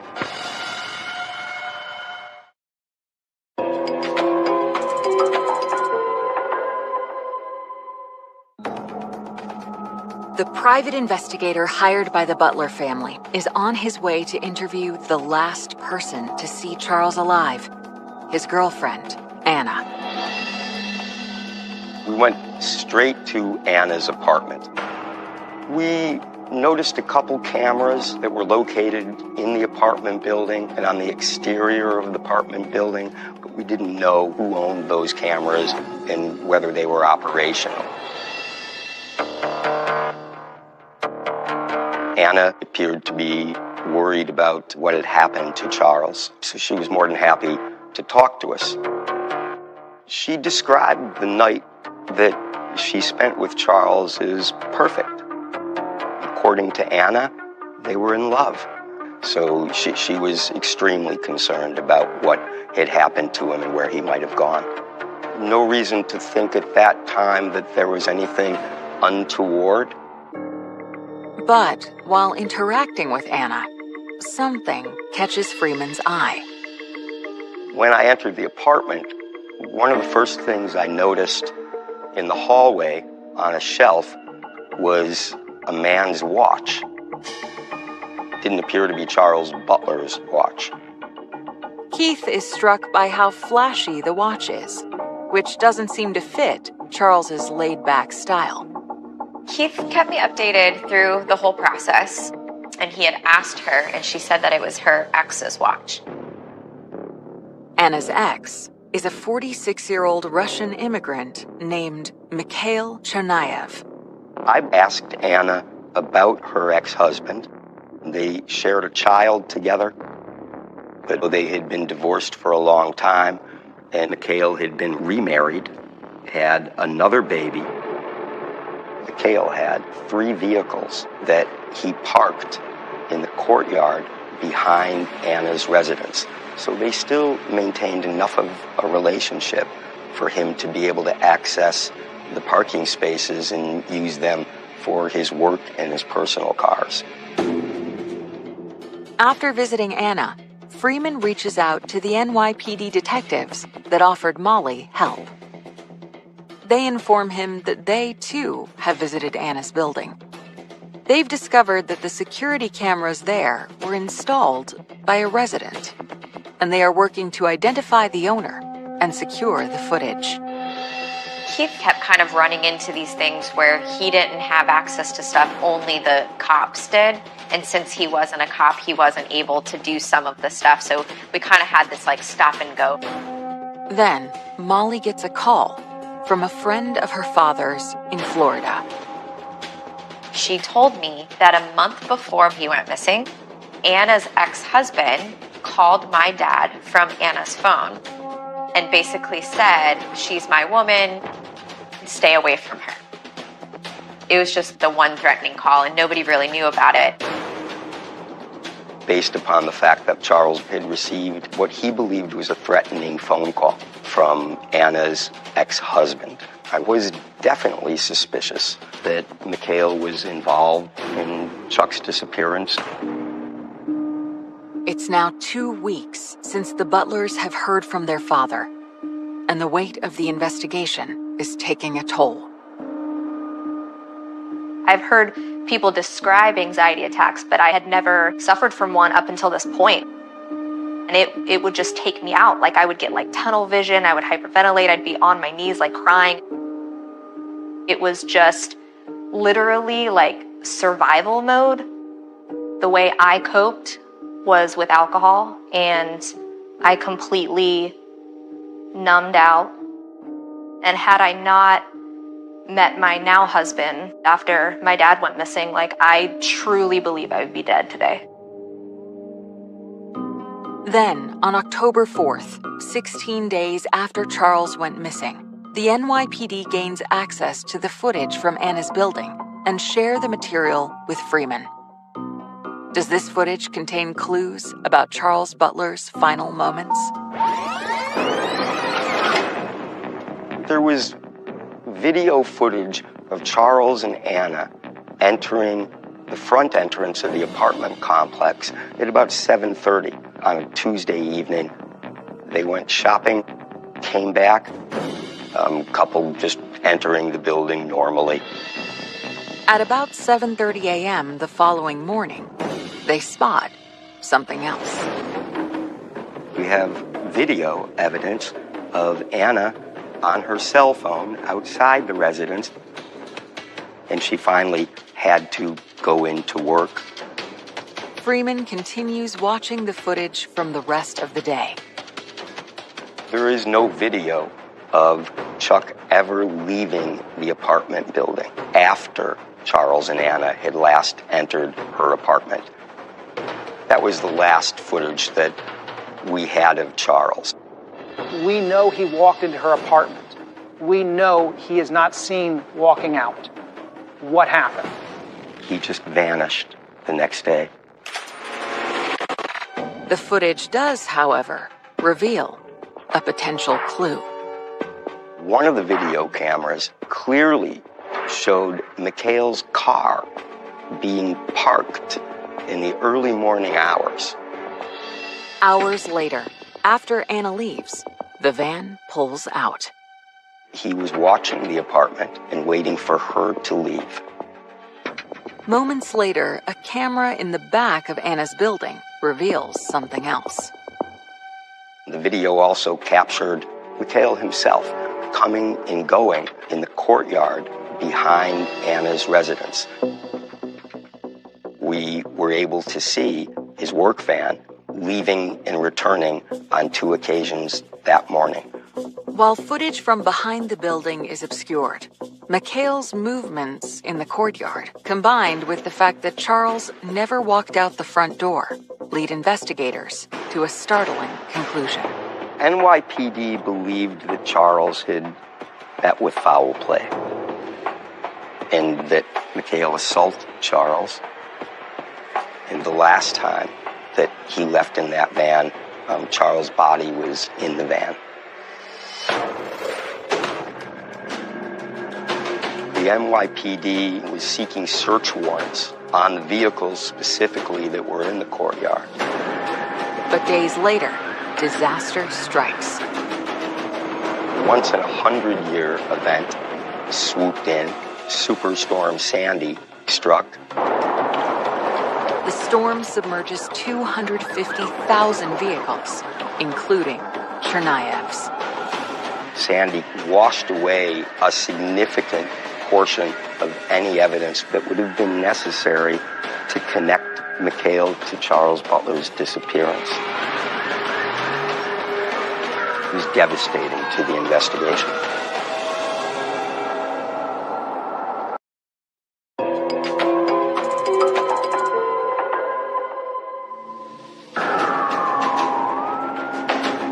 When potential evidence linking Mikhail Chernyev to the murder of Charles Butler is destroyed in Superstorm Sandy, it's a crushing blow to the investigation. Superstorm Sandy was devastating to New York and the people in New York. It makes it really challenging for the NYPD to be able to follow up on anything. They were at a standstill on the case for several months. 5 months into the investigation, Freeman knows the likelihood that Charles is alive is slim.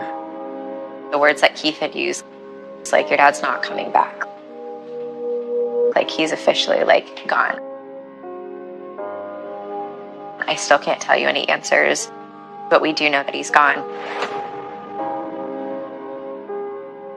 In my teenage years, my dad and I would just kind of butt heads, I think. We didn't always have the best relationship. I remember the last trip he made me get out of the car and give him a hug, which was very unusual because we didn't do that a lot. But we hugged and told each other we loved each other, and that was the last time I saw him.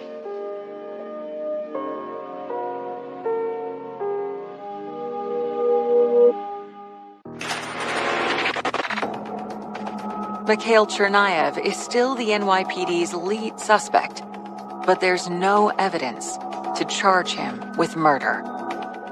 NYPD cared about this case, but he was a missing person. They didn't have any evidence to really lead them to anything else. There's not the physical evidence. There's not a pool of blood somewhere. There's no body. In the face of a stalled investigation, Heath Freeman pitches an idea to the Butler children. We decided to talk to the media in hopes of gaining additional information about what had happened to Charles. The private investigator had gone, I think, as far as he could and asked if we'd be willing to take a look at this case. If Charles did walk out of this apartment, where did he go? He didn't have a car in New York City. He would have either had to take a taxi or public transportation. Where the trail for us goes cold is once he arrives at Anna's apartment. We needed to go see some of these places. We needed to try and get an interview with Anna since she was the last one to see him alive. She decides, yeah, she'd like to talk to us. Let's see if she'll shine some light on these last couple of hours. And we loved each other, and we wanted to spend our life together. Charles and Anna went to her apartment. The next morning, Anna says she gave Charles a key to the apartment and left for work. That would be the last time she or anyone else who knew Charles Butler would see him alive. I gave him the key. He closed upper lock. So it means that he left. Have you had the locks changed since this? Since that, no. Why not get your locks changed? But she hadn't. It hadn't even crossed her mind. Later on in the interview, I asked about when she got back, had he made the bed? And she couldn't remember. And just some of her reactions were, to me, there were some red flags that started to pop up. We knew Mikhail was a character within this larger story. When I asked about Mikhail, she seemed to dismiss the idea that Mikhail was somehow involved. She said, he's not behind this. As Christopher Heath is reporting his story, another news organization reveals surprising information about Anna and Mikhail. We found out that she basically started dating her ex again. That's when I really got suspicious. We didn't think that maybe she was involved in what happened, but she might have been involved in protecting Mikhail from getting caught. Christopher Heath's report airs in late February of 2013. The next day, we had a different response from the NYPD. We had the involvement of the state police. We had the involvement of senior detectives in Brooklyn and Manhattan. With intrigue swirling around Anna, the NYPD turns to a specialist. I'm Konstantin Papadopoulos, a detective with the New York City Police Department, assigned to investigate the Charles Butler missing persons case. We really wanted to know, was Anna involved in any way of Mr. Butler's disappearance, or if she had prior knowledge of it or any of that. We wanted Anna polygraphed.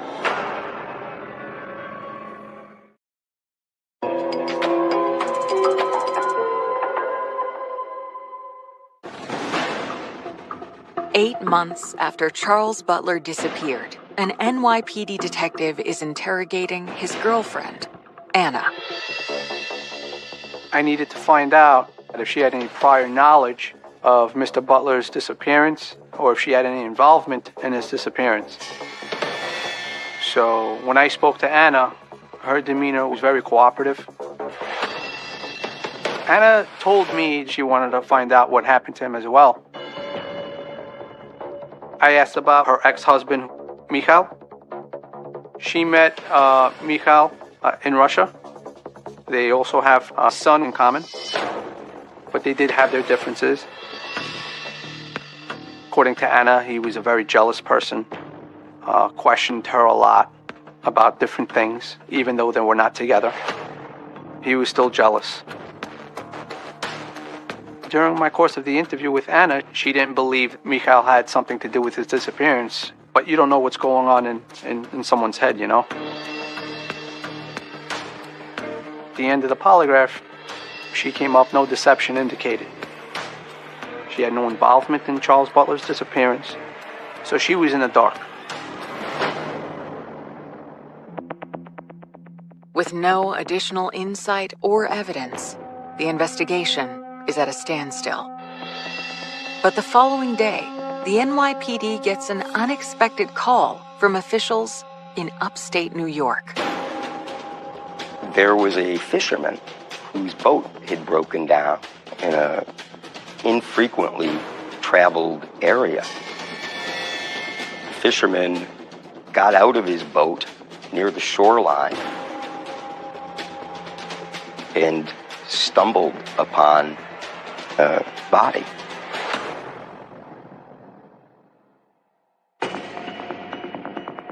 When the body was found upstate New York, that DNA was matched with the DNA that the case detective submitted. Then they could ultimately say, yes, this is Charles Butler that was found by the lost fisherman. After 8 months, Charles Butler has been found. Like, I remember getting a phone call. I was still in New York. It was more like brutal and gory than we could have.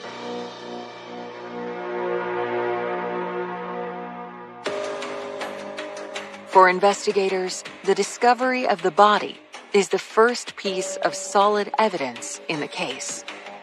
Charles is found under suspicious circumstances. So now the investigation is going to change. So at this point, the detective calls me up and asks if I could polygraph Mikhail. He voluntarily came, yes. He was very cooperative. He seemed enthusiastic to help. He's a middle-aged man, a medium to large build, brown hair, balding a little bit. Without revealing that Charles's body has been found, Papadopoulos begins his routine.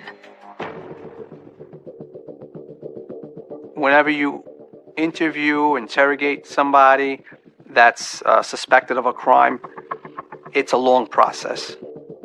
First off, with Mikhail, I built some rapport with him. We sat down, we spoke about common things, you know, what he did for a living, where is he from in Russia, when did he come to the United States, you know, questions like that. Just try to build rapport and see where his mindset's at for the polygraph later on. I asked Mikhail the regular questions that any investigator would ask him. Do you know him? Have you ever met him? Mikhail denied that he knew Charles. He explained to me that he knew that Anna was dating somebody, but he didn't know who it was. Then Papadopoulos suddenly produces a document, a map of the exact area where Charles's body was found.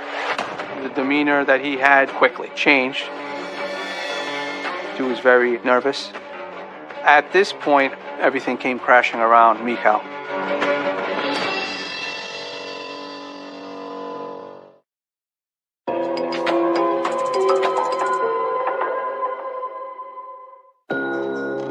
When confronted with a map of the location where Charles Butler's body was discovered, lead suspect Mikhail Chernayev begins changing his story. I'm sure Mikhail thought in his mind that, you know, okay, as long as they don't find Mr. Butler, I'm going to be okay. But Mr. Butler was found, and then everything came crashing around Mikhail. Before the polygraph begins, Mikhail begins speaking freely about Charles and Anna.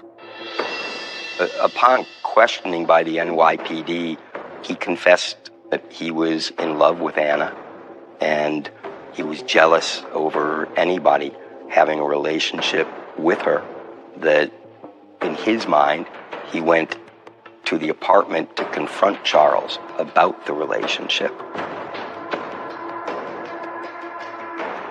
Mikhail said he walked over to Anna's place. After he observed her leaving for work, approximately 7:30 a.m., he knew that Charles would be home. Knocked on the door. A confrontation ensued. According to Mikhail, he pushed his way into the apartment. Charles screamed at him. Mikhail asked him to be quiet.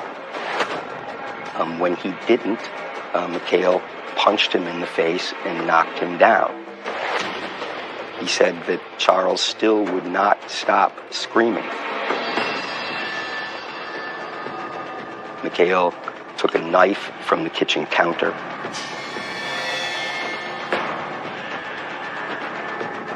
stabbed Charles, and suffocated him.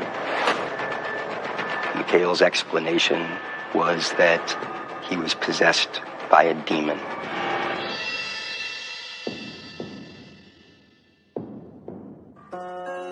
We never got to the polygraph examination because during the pretest interview, Mikhail confessed to Mr. Butler's demise.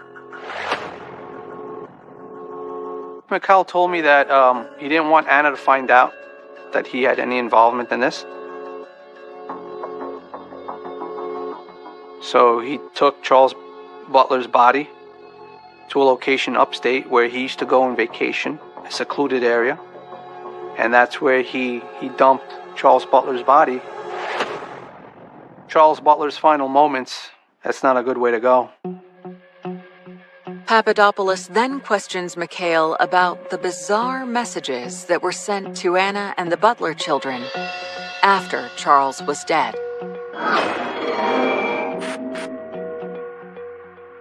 Charles Butler's cell phone had a lock feature on it. So I asked Mikhail, I go, how did you use Mr. Butler's cell phone? Because you were texting people. Mikhail clearly said it was easy. I just took the SIM card out and put it in my phone, and I was able to use the phone. So I asked him, well, why did you do this to Mikhail? And he said to trick everybody.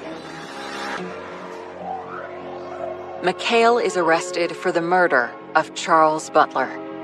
The following day, investigators go in search of additional evidence to bolster their case.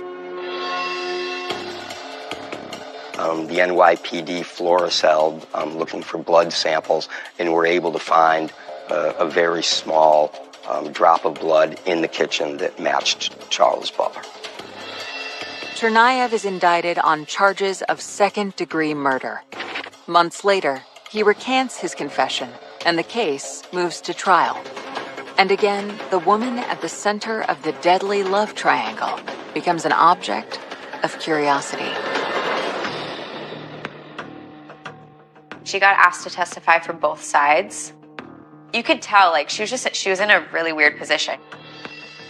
I watched her face when they showed his confession video, and it was the first time she ever heard it. Like, it dawned on her. It took 1.5 years for her to even connect it in her own mind that he was the one that killed my dad. Like, he did it.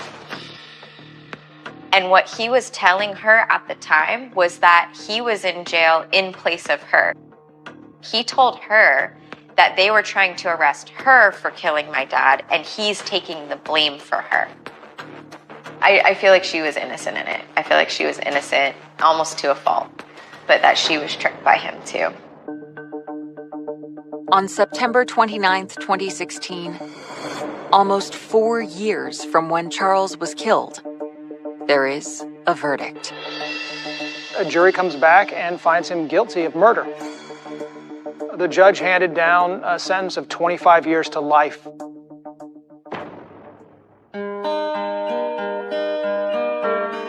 With the trials behind us, I felt like we were finally able to create our own closure, if you will.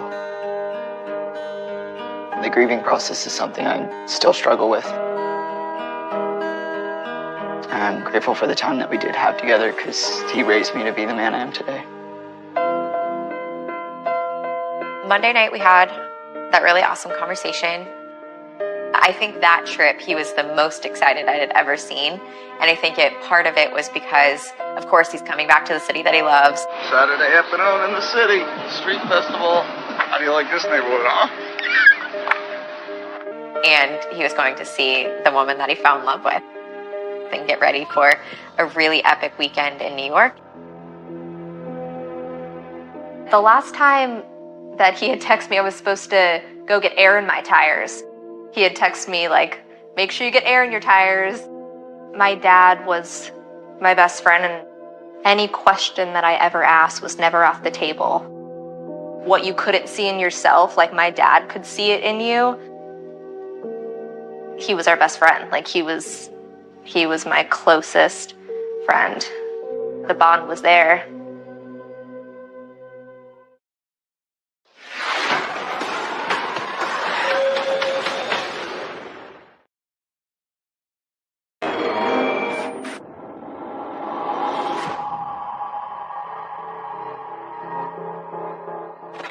She loved a party and she would dance.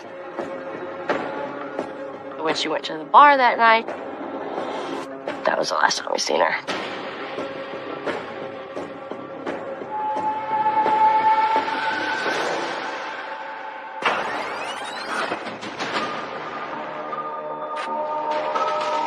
She's riding into the night with a mystery man on a motorcycle. We knew we needed a break. Who is this individual? I know my daughter. She would contact me. Is she alive somewhere needing to be rescued? We started to find more what we believed were human remains. Somebody knows something and you're not telling, and we need to know.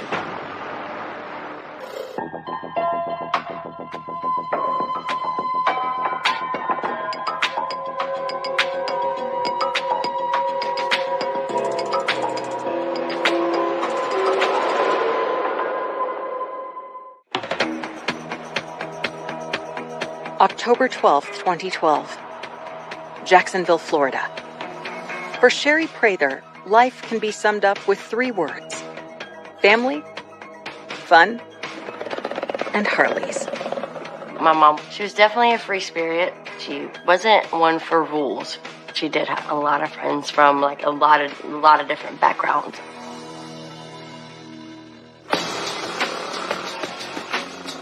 Mom was very attracted to Harleys. She loved motorcycles, so anytime like she's seen one, she wanted to go for a ride. She loved a party and she would dance. And she loved to sing karaoke. She could sing really good. She had a beautiful voice. Sounded just like Stevie Nicks. She was not just my daughter, she was my best friend.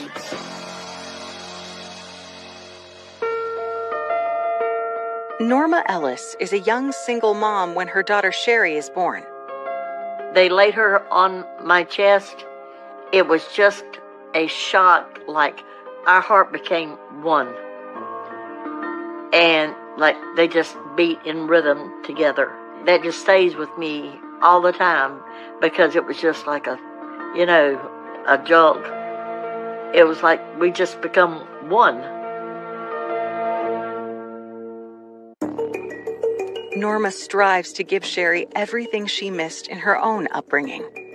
I didn't have a real good childhood. We didn't have a loving family. And I wanted her to be raised to know what it felt like to be wanted, big Christmas and stuff. I tried to cram all that in for her. Anything, if she said she wanted it, if I had to work 2 shifts, I was going to get it for her.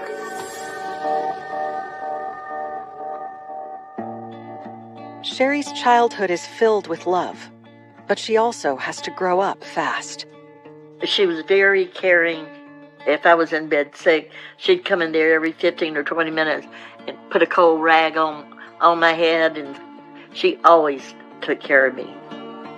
I didn't have any help but her, and she was young. We had the tightest relationship, and it was my birthday. She brought me roses. Yeah, she brought me roses. Like her mother, Sherry falls in love at a young age, and by her early 20s, she's married with 2 baby girls. That's her, holding one of the kids. The young mother, that's her husband. That was her husband. It didn't last too long. I think at the time, like when she had us, she was so young, she wasn't ready to be a mom, so she kind of grew up with us. After 5 years of marriage, the relationship falls apart, and Sherry finds herself a single mom. She moves in with Norma for support. It was just the four of us, all women. We were one. She was close to her girls. She liked the freedom to come and go, and she knew that I was going to be there to take care of the girls.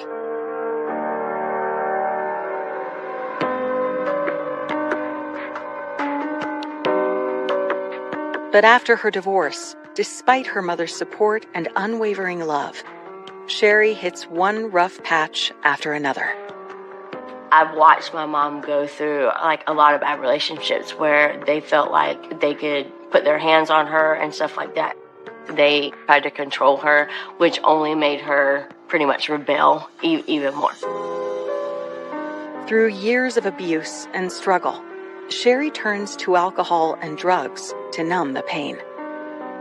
Her addiction was probably her biggest battle. She battled with that for a very long time.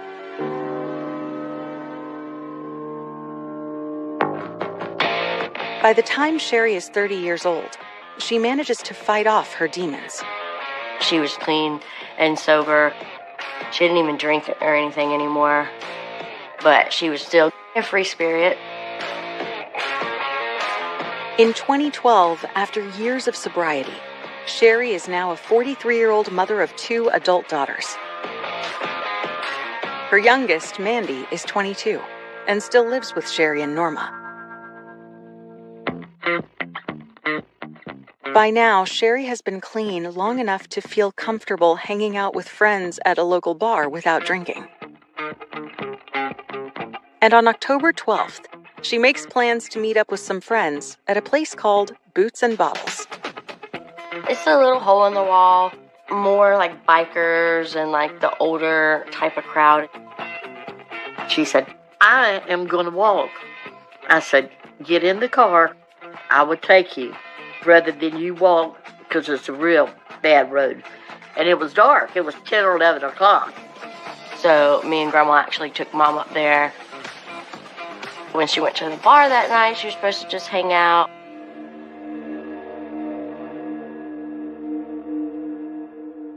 And that was the last time we seen her.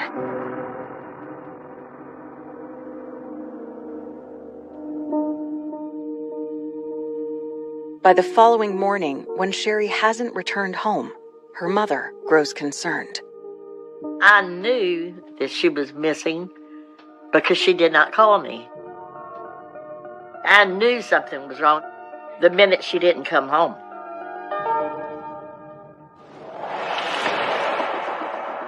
When a day passes with still no word from Sherry, Norma and Mandy decide to act. So Monday I told Grandma, I just have a feeling like we need to go to the police station. But because of like her background and how old she was, they really didn't want to file a missing persons report. So of course, my grandma being who she is, there was an uproar in there. And they kept trying to tell me, she's a grown woman, we're not filing. I said, oh yeah, oh yes you are. Missing person cases, sometimes you hear, you have 24 hours to be reported missing. That's not really the case. Oftentimes, it's the circumstances surrounding the individual. Is this uncommon for them? Or are there foul play, signs of a struggle, something like that? With Norma's insistence, the police take the missing persons report. But they are not overly concerned yet and don't immediately begin an investigation. We don't quite have enough to where you feel confident that something did occur that would cause the missing persons team to react immediately as opposed to not. But 3 days after Norma last saw Sherry walking into the Boots and Bottles bar, she's convinced otherwise. You try to go to sleep and wake up in the morning and put your feet on the floor and you think, oh gosh, that was a horrible dream, and you start to walk down the hall and you say, oh no, she's not in there. I know my daughter and I need some help. Somebody's holding her captive or she's laying hurt somewhere. something is wrong. A relentless mother drives the investigation forward. I checked all the tips, pleaded on the internet, please come forward, please come forward. It was really incredible to see the mother's strength and will to just keep going. But it's a long wait before investigators can confront their prime suspect. We were fairly confident that a confession was not going to occur with this individual because he has told so many lies. He stands up the minute they walk out of the room, and he bangs his head on the interview table.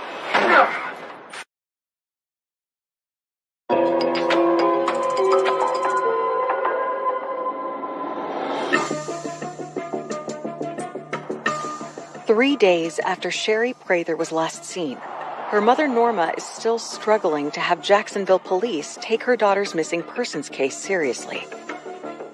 They kept saying, she's an adult, we can't. I said, I want it filed. I will go downtown to whoever I have to. I know my daughter. She would contact me. And eventually, Norma's entreaties pay off. On October 15th, detectives start their investigation at the bar where Sherry was last seen. Boots and Bottles is a small establishment. It's just an old-fashioned place to grab a beer in the neighborhood of Ocean Way. But it was popular at the time. It's a small little dive bar is how I would describe it. Particularly people that ride motorcycles would kind of hang out there. Sherry Prather was a regular there. That's what we had heard from people. It was kind of the gathering spot for her and her friends. Investigators first talked to the bar's owner to see if he noticed anything unusual on the night that Sherry vanished. We're looking, what firsthand knowledge does he have? What secondhand information does he have from his employees or people that were there? So he did tell our detectives that he knew Sherry Prather was there. She was there with a group of friends. And that's all that he could really provide. He was able to say, hey, these were some other people that may have been here at this time. That gave us a direction to go in. Investigators also searched the bar itself for any clues.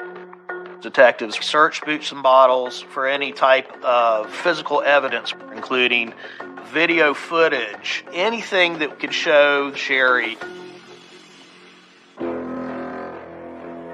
But unfortunately, the bar has no surveillance cameras, and detectives can find no other evidence of any value. They know they need to find potential witnesses, so they begin reaching out to the bar patrons mentioned by the owner, and any other regulars they can find who might have been there the night Sherry disappeared. They said she was there with her friends, and that's when she decides to leave. Little did they know that was going to be the last time that they saw her. Sherry left in the wee hours of the morning toward closing time.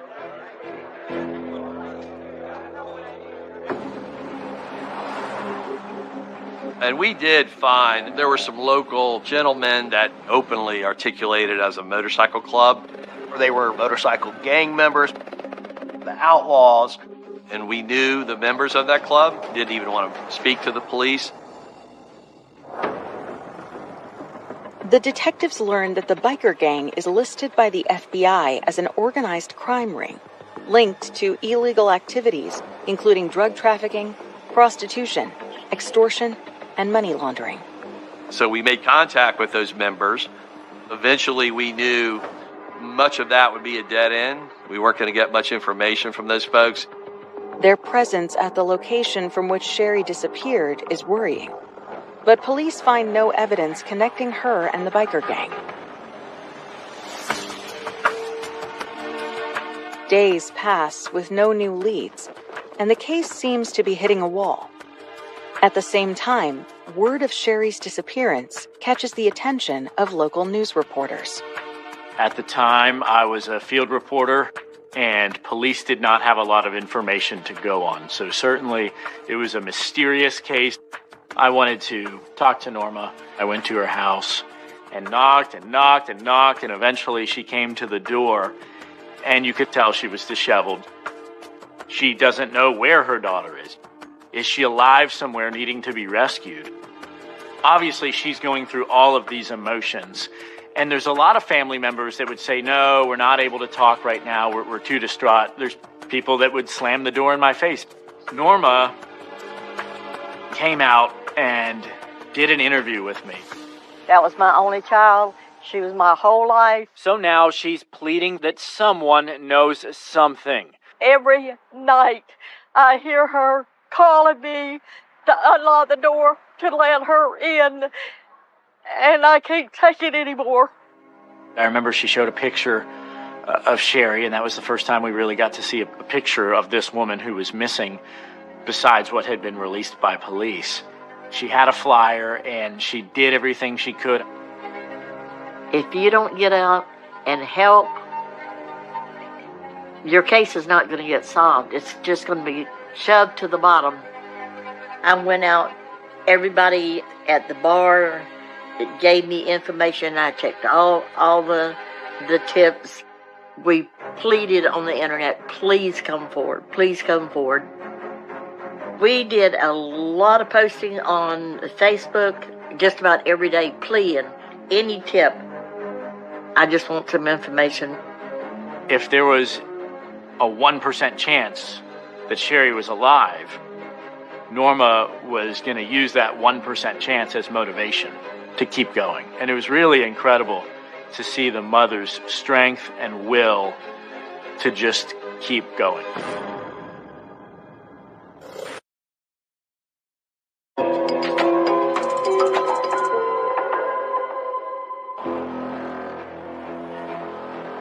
It's been 3 weeks since Sherry Prather vanished from a Jacksonville bar called Boots and Bottles. Missing persons detectives are failing to gain traction in the investigation. Obviously, detectives are going to have to keep some things close to the vest. They were struggling, and they were frustrated too at the time. They were having trouble finding leads. So it did become a whodunit. But Sherry's mother, Norma, and her daughter, Mandy, refused to let the investigation wither. Me and Grandma actually drove around and went into a lot of bad houses and bad areas trying to find her just to see if they've seen her, if they talked to her. And told people at gas stations that looked like dopers. You know, you seen my daughter? I never was afraid.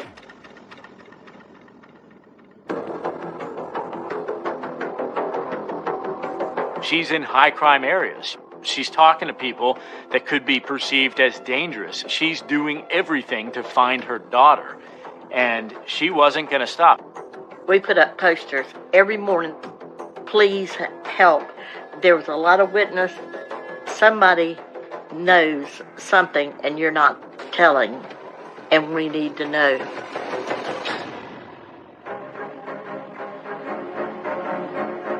I vividly remember begging with her to please stand down and not place herself in a situation where harm could come to her. I spoke to Miss Ellis, reassuring her that we were doing everything we can and that we weren't forgetting her case. We did advise her numerous times to let the officers and the detectives in our office conduct the investigation, all the while knowing that I would probably be doing the same thing she was doing if I was in her shoes.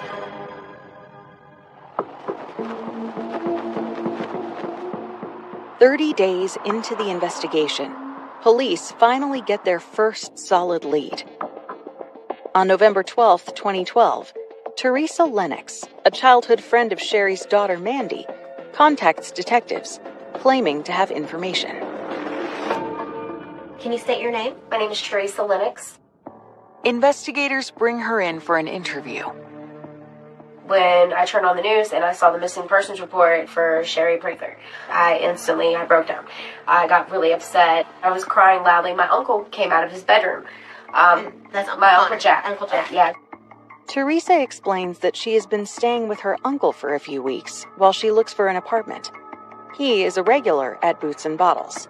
When Jack came out of his bedroom, he asked me what was going on, and I pointed at the TV, and he said, well, who is that? I said, well, that's Sherry Prather. I said, that's my, really good friend of mine's mother. And he goes, really? He said, that's the one that they've been putting up pictures of all over town. I said, yeah, it is. He said, well, I might know what happened to her. And he said, well, all I know is that supposedly this biker guy killed her over money and dumped her on Braddock Road. That's what he said. That's all I know. And he left it at that. Detectives press Teresa for the name of the biker. She insists she knows nothing. She says she hasn't seen her Uncle Jack for several days, and investigators are unable to locate him.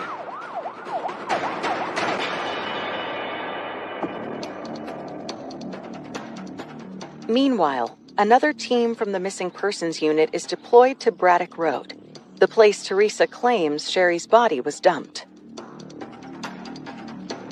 It is in a very rural part of the city of Jacksonville. It's a heavily wooded area.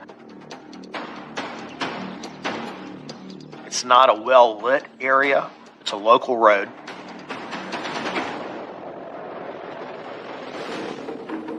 The investigative team searches through rough terrain, pulling back branches and combing through tall grass. They find bone fragments, but at first glance, they appear to be from an animal.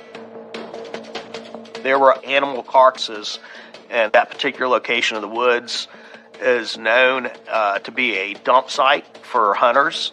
They dump deer, hog, wild hog carcasses, and there's quite a few scavengers out there. It was at that time that we made the decision to contact one of our dog handlers who has a dog that specializes in locating human remains. The highly trained dog gets to work, scouring the discarded bones spread across the field. Then, he signals his handler that he's found something.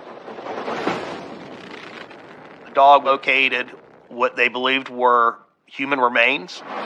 He immediately contacted the on-call homicide team, which was my team, and we responded to the scene. We started to find more what we believed were human remains scattered throughout the woods. There was a potential body that could be Sherry.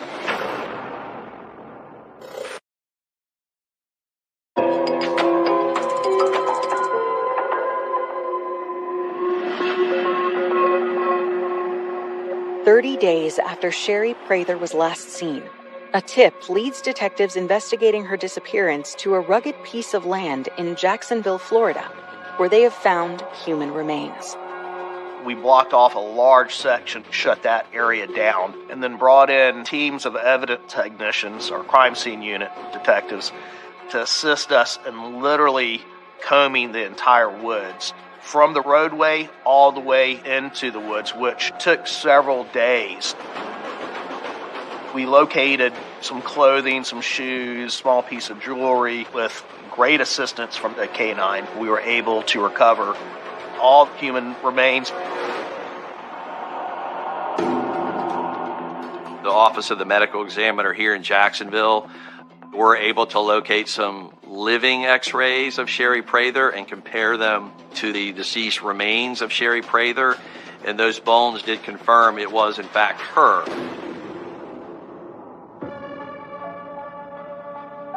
We were all actually at my grandma's house, and they called, and they told us over the phone that they had found remains. I felt relieved that they had found her, but the thought of animals eating her and taking her was the hardest part for me to take. I thought I was going to die. And I thought, this can't be real. This can't be real. Once they confirmed that it was her. Just the thought of it was just pieces, wasn't even like all of her, is I think what truly broke our family.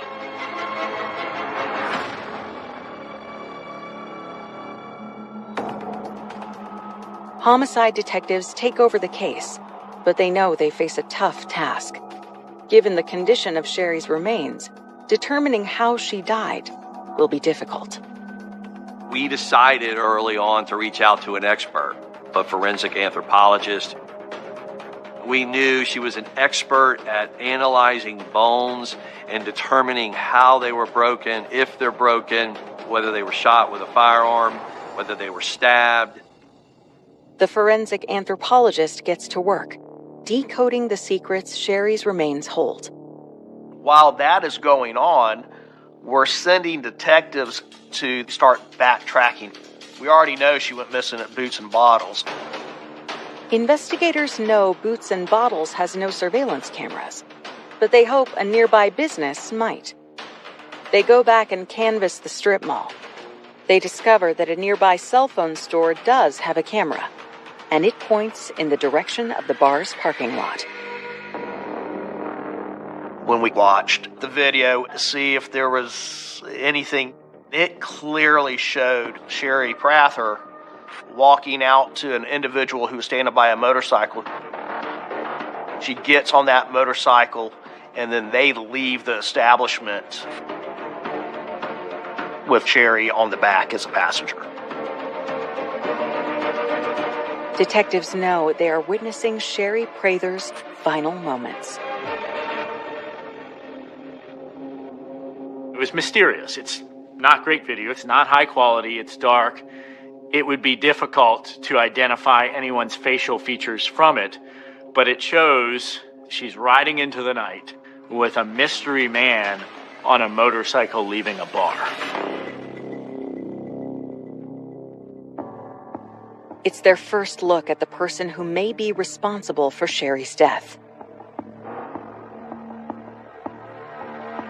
Is this some sort of a motorcycle gang? Is there some bigger criminal activity here? Are we dealing with a serial killer? There's definitely an uneasiness in the neighborhood. And this is not a neighborhood that's immune from crime.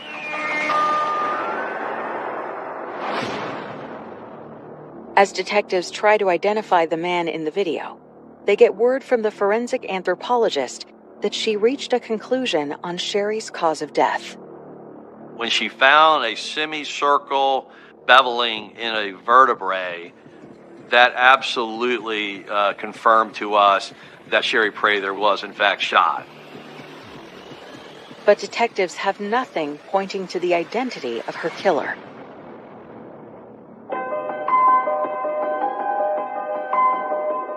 We knew we needed a break. Who is this individual? Detectives turn to the public for help, releasing the video of Sherry Prather's final moments to the media.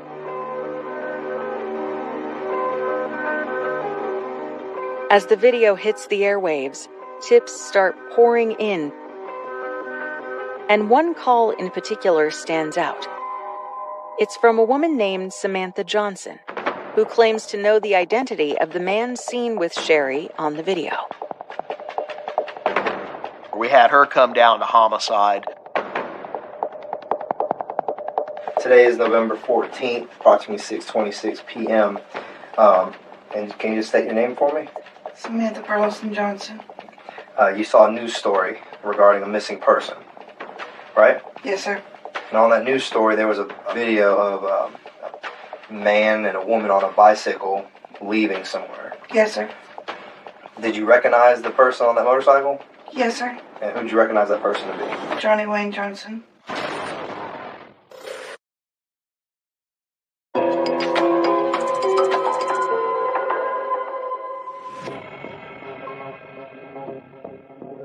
Surveillance video has revealed Sherry Prather's final moments, riding on the back of an unidentified man's motorcycle. Now, a witness has come forward claiming to know the identity of the biker in the video. And who'd you recognize that person to be? Johnny Wayne Johnson.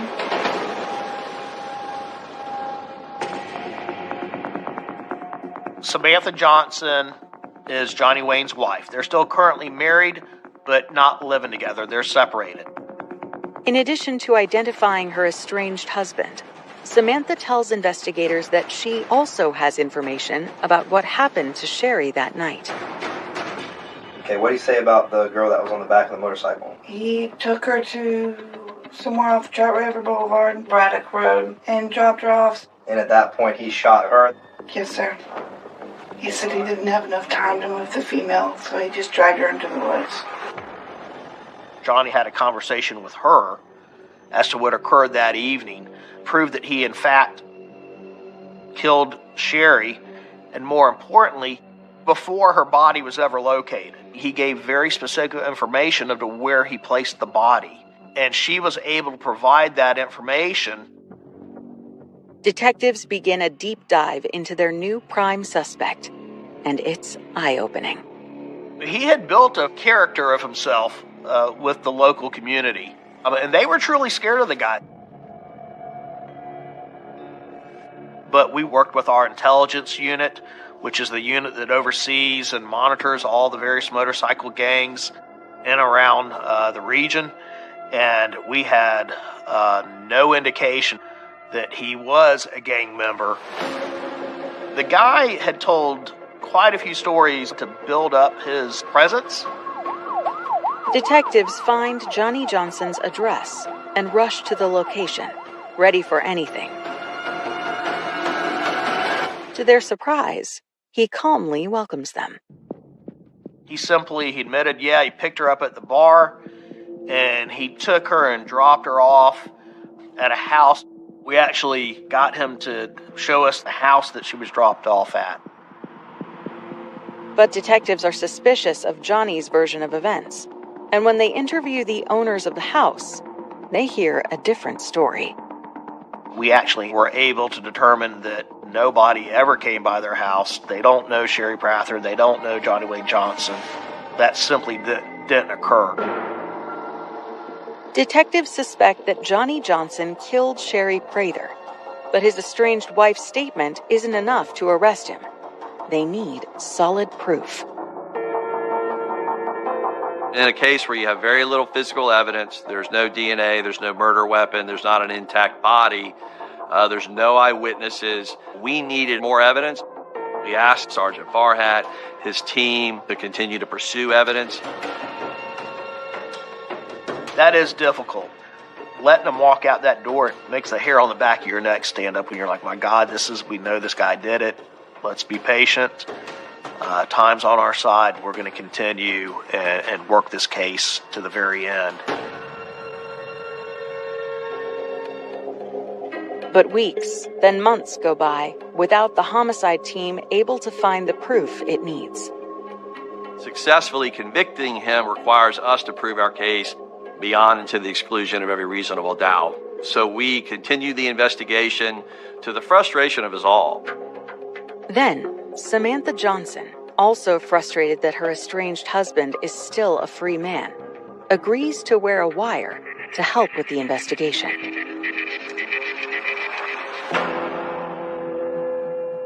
It was a detective that was investigating a missing persons case.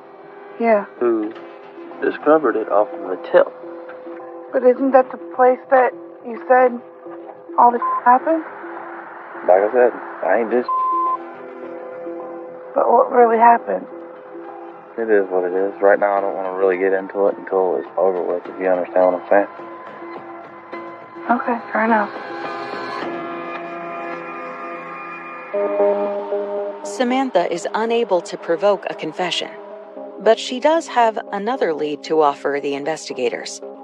She tells them she's learned that Johnny had a girlfriend named Jordan Paris, and she's heard through the grapevine that she may have helped him dispose of Sherry's body.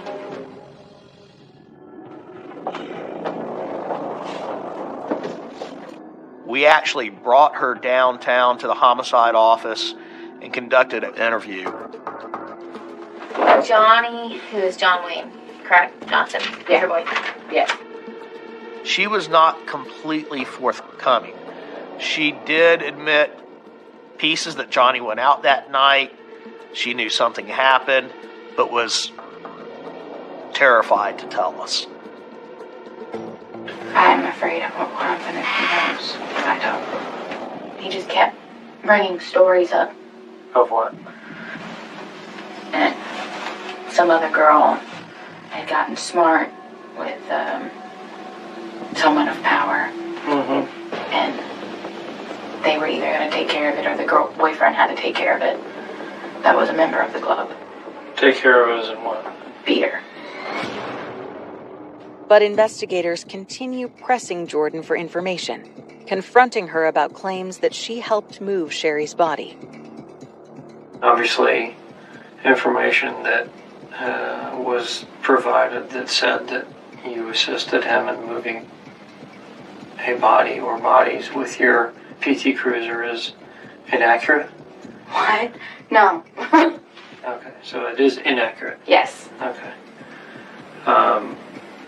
Your vehicle has never had any human remains in it? No human remains, no.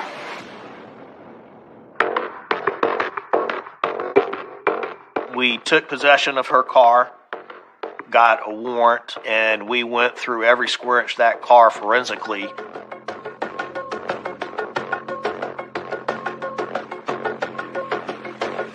There was no physical evidence in that car that indicated that Sherry was ever in that vehicle. Jordan Paris is cleared of any involvement with the disposal of the body, and detectives are no closer to finding the physical evidence they need. Now, they're forced to wonder if their main witness against Johnny, his estranged wife Samantha, is telling them the truth, or if she has ulterior motives for implicating him in a murder. They were in the process of separating. Was she fabricating these types of statements by him? If she's jealous of the new girlfriend? We knew we needed a break.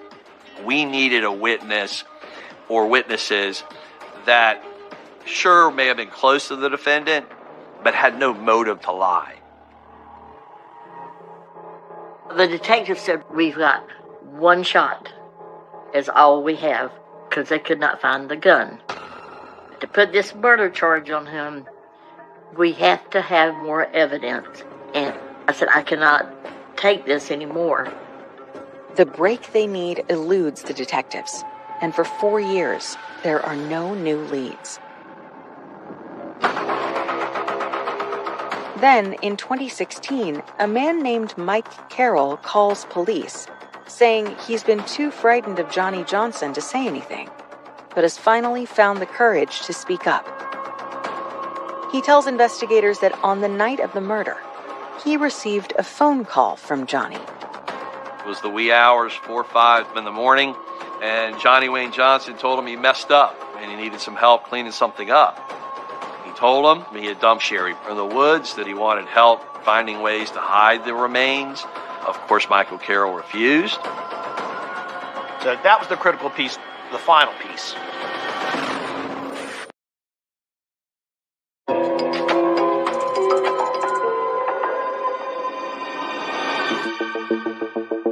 After 4 years investigating the murder of Sherry Prather, authorities have finally found the witness they need. On November 18, 2016, armed with the account of a man who says he was asked to help dispose of Sherry's body, investigators bring Johnny Johnson in for a critical round of questioning. Our goal is simple, and that's to get a confession. So we brought him in to homicide. Johnny, do you remember a detective talking to you 4 years ago about the girl that was missing from Boots and Bottles? Yes. Yeah. And I took him to where I dropped her off at.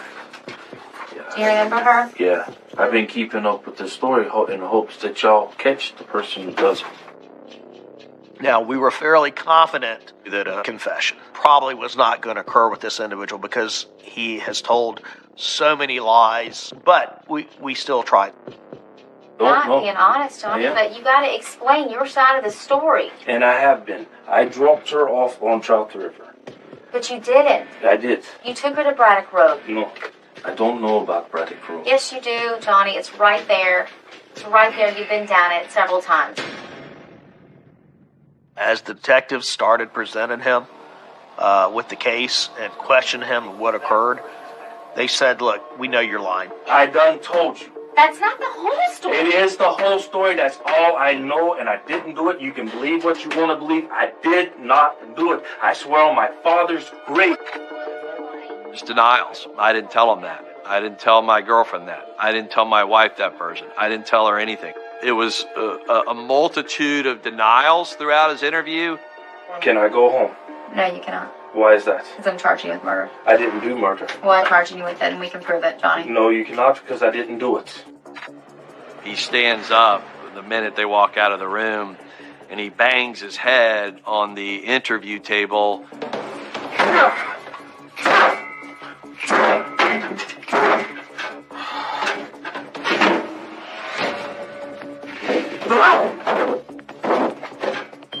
Oh, bud.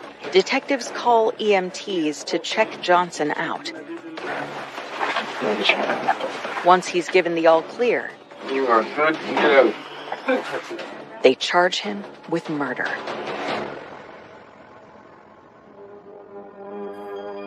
As prosecutors prepare to bring Johnny Johnson to trial, his lawyers approach them with a plea offer.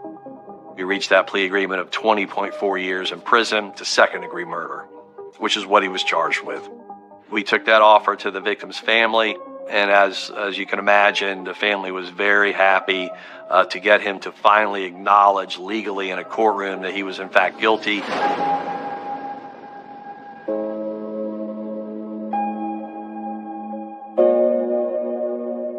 I looked at Mandy and she said,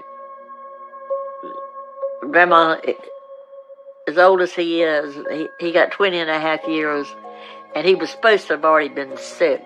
She said, he'll never live to come out of there. The only thing that I felt was I did feel a little relief knowing that he wasn't out there and that he couldn't do it to anybody else and ruin anybody else's family. But at the same time, it's like you put my family through a lot, and in our minds, like the sentence that he got wasn't enough.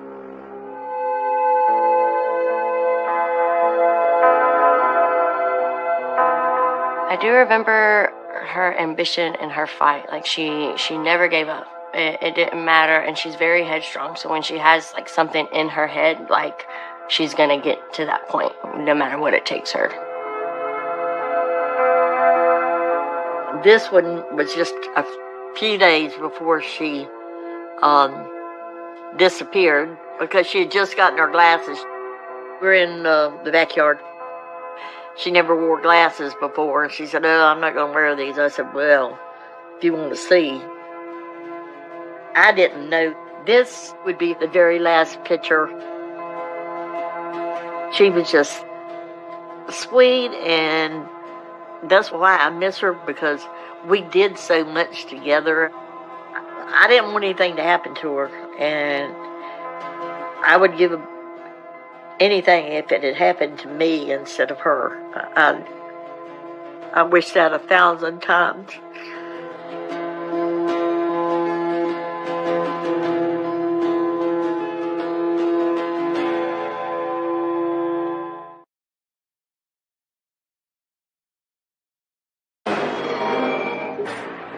Do you guys feel that basketball saves lives in our community?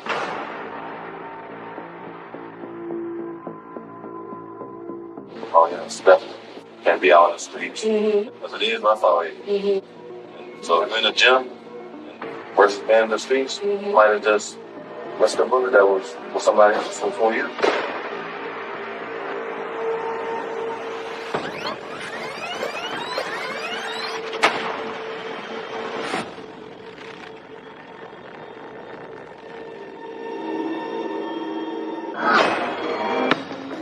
Our whole world collapsed in that day. And whatever coward did this, I hope you caught. Turn yourself in.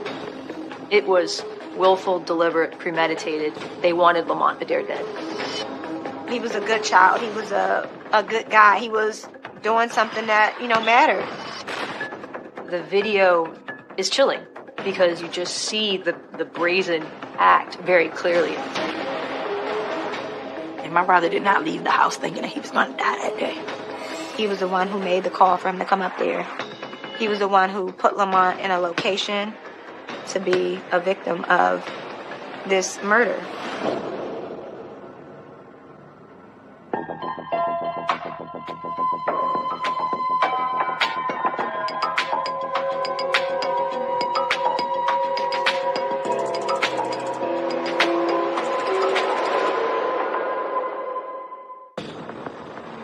Summer 2018. Seat Pleasant, Maryland. A tough suburb just outside of Washington, D.C. A 24-year-old aspiring basketball star, Lamont Adair, has just earned the opportunity of a lifetime. The chance to play professional ball in China. Oh, he loved basketball. It didn't matter what was going on. If someone called him, Lamont, you want to play ball? He was there. I'm Urania Jackson. I am Lamont's older sister. He always had a basketball somewhere in his hands. Next to family, basketball was everything. You think it's funny, too? You think it's funny? He was just really excited. My name is Darlene Rainey. I'm Lamont William Adair Jr.'s mom. He didn't care if he went overseas. He didn't care if he played for the NBA. He just liked to play ball. I thought he played better than Michael Jordan, but For him, it was like the break that he's been waiting for. Everything was falling into place. Everything was going the way he wanted it to go. Lamont's path to professional success was full of adversity, but he's always had the support of an adoring family. Lamont was born on October 23rd, 1993, in the morning, the day of my baby shower. I was helping. Well, I wasn't supposed to be helping with the baby shower, but I was. So I started having labor pains. We were setting up decorations and everything, and she started having contractions, and she drove herself to the hospital. I was in the 6th grade, and I remember being so excited. He had everyone's heart and wrapped around his fingers, basically. A little spoiled, but in the sense that that's family and he's a baby brother. Whatever he wanted, he could have gotten from many of us. Oh, Lord. As a child, Lamont was very busy. Anything that we were doing, he wanted to do it. That's where his basketball career came in, because we would play basketball across the street from my grandmother's house. So whenever we played, we didn't go easy on him. We would just play him just like anyone else. Like, you're going to have to beat us to get to the court. So I think him going through that, it actually helped build his skill. He started to really hone in on his craft. Like, he was really good at it and really competitive. And then when he started getting taller, it was just like, wow. We called him Monty, but on the basketball court, they called him Tree. He did own the name Tree, just like in his reach, reaching for the ball, being able to dunk. High school success leads to a chance to play college ball in the Midwest. He's the first out of all of my mom's kids to go away to college, so we're excited. Iowa was a bit far for us, but you know where he is, and you know he's going for a purpose. I said, so what do you do out there in Iowa? He's like, they don't do anything but tip cows out here. And I was like, what is that? He's like, they tip cows over. I think he really missed home a lot. After some basketball injuries and bouts of homesickness, Lamont drops out. Back in Seat Pleasant, he must contend with a different set of concerns. The level of violence is escalating here. It worried him to come back home. He was scared that something would happen to him. You would hear of gun violence. You would hear of, different tragedies. If you cross out of Maryland, you're right there in D.C., and sometimes the crime from D.C. would come over into Prince George's County. But Lamont continues to work on his game, and in 2018, earns his shot to play in China. Months earlier, he received even more thrilling news from an ex-girlfriend. Lamont is going to be a father. His son's name is Makai. I remember the first time meeting him, I was like, he is the epitome of his father. It just is amazing how DNA is passed to the next generation because he acts just like him. His stance and everything is just like him. On August 7th, Lamont shares exciting news about his son with his sister Urania. I remember he came and showed me a video, and he's like, "Did you see Makai walking?" He shows me the phone. He was like, "He's walking." Oh my gracious! And this is as he's leaving out of the door, and I give him a hug, and I said, "I love you. Be safe." And he was like, "Okay, I'll see you later." And I hold that memory and I cherish it because who would ever think that that would be the last time I see my little brother alive?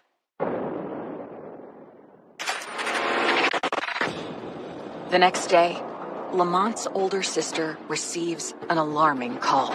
I'm at the gas station pumping gas. The phone rings. This guy that Lamont grew up with, he's like, "Your brother just got shot." He just got shot? Like, what do you mean he just got shot? "Oh no, your brother just got shot." And so, I started crying. I asked where it was, and he said it was on Craig Street. And when I called 911, I told the operator that somebody just called me and told me that my brother was shot because they sent an ambulance. And she said the police were there. I'm praying that he's okay. Please keep the blood flowing to his heart. I'm Jonathan Church. I'm a Deputy State's Attorney in Prince George's County State's Attorney's Office. The police get a 911 call for the shots fired on Griggs Street. And when they arrive, they find that a man was suffering from multiple gunshot wounds. My name is Thea Zumwalt. I'm an Assistant State's Attorney in Prince George's County, Maryland. Paramedics arrived within minutes of the call. He was found between a parked car, and then the curb, and they determined that he was unresponsive. So as soon as he is pronounced dead, homicide unit shows up. One goal is to come collect all the forensic evidence that they can find. He has his phone with him. So they do identify him as Lamont Adair. And then that starts the homicide detectives running. The reports that they were getting was that a car drove by and was firing. So they had casings all along the road that they had to make sure that they got them all. It was somewhere in the neighborhood of 12 fired cartridge casings, which really indicates to us that the gun was fired probably to the point of where it was empty. It was apparent based on the location of the gunshot wounds that some of those are what's called defensive wounds, where he was moving and trying to avoid being shot at, which would give you an indication that the person was walking up on him as he was firing as well. There were several buildings to this complex, and that apartment complex did have several cameras. So they made it a priority to secure the footage for that. They don't get to view it right away, so they're dragging in as much potential evidence as possible that might help solve, number one, what that vehicle was, and then who was in the vehicle at the time, and then who would have had a reason to do this. And once the initial scene is secured, and in this case there was no one who committed the crime who was on scene, so they were able to secure it pretty quickly. And it was a pretty large area that they had to cordon off. So when we got in there, they had it taped off and wouldn't let us get to where he was. And they was, not letting me see him. No, you can't come close. I said, no, I'm going to see him. But when you deliver a baby and they cut the umbilical cord, it's still an invisible umbilical cord still there. Because you can feel one of your kids, there's something going wrong. I just think about how a waste of life it was.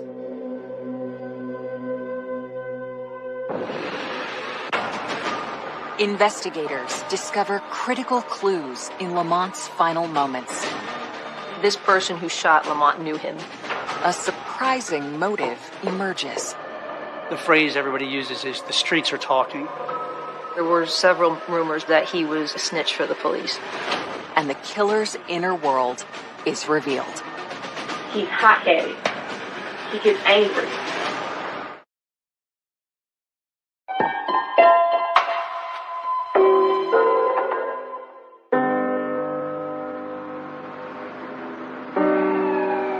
On 8/8/2018, this is where Lamont William Adair Jr., Tree, Monty was murdered at. Today is his 27th birthday. We miss you, Monty. Rest in peace. Baller for life.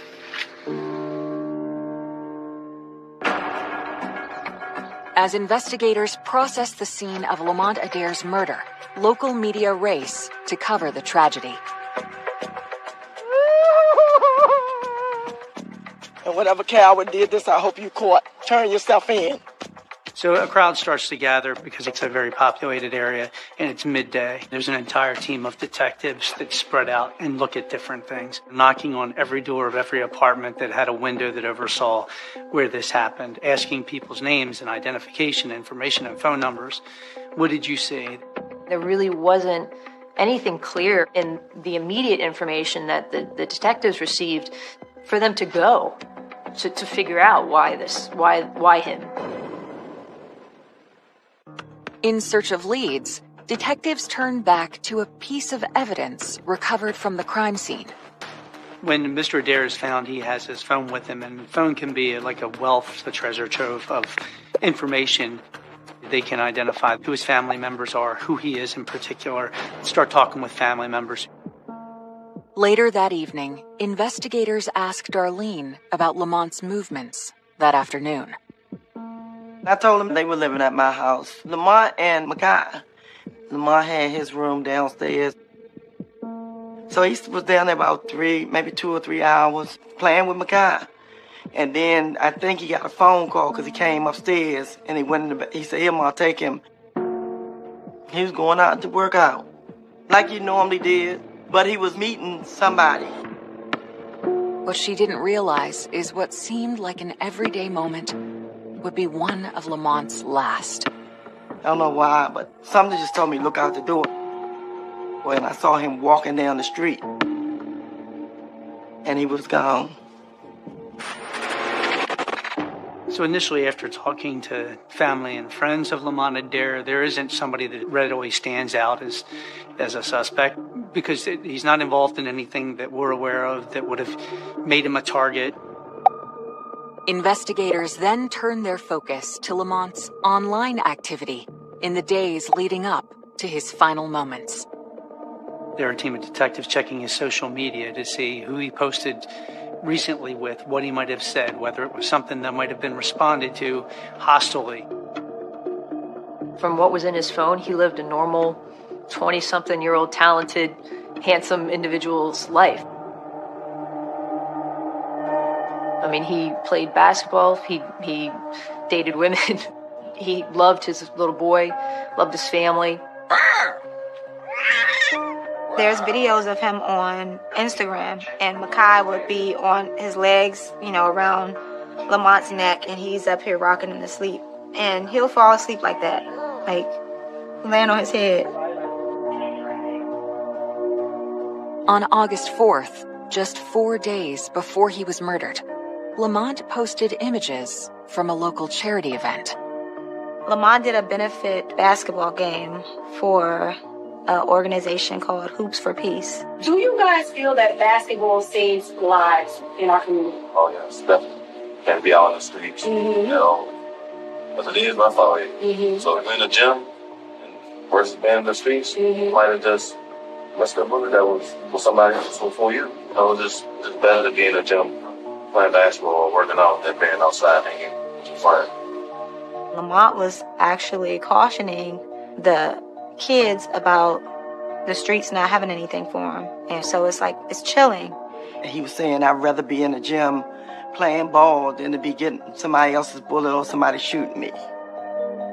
On August 6th, 2 days before he was killed, Lamont posted this image on social media. His reputation was that he was active in his community. He was trying to inspire others to be better people. There really wasn't anything definitive in his phone that pointed us in any direction about who did it.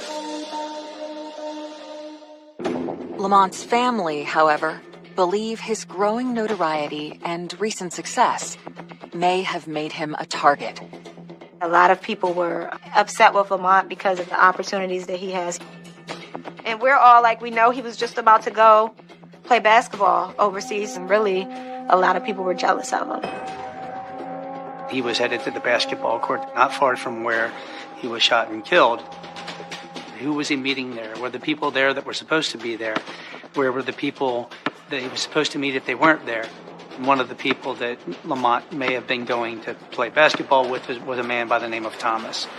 As they process the events of August 8th, Lamont's family have grown suspicious of the friend who invited him to play ball that afternoon.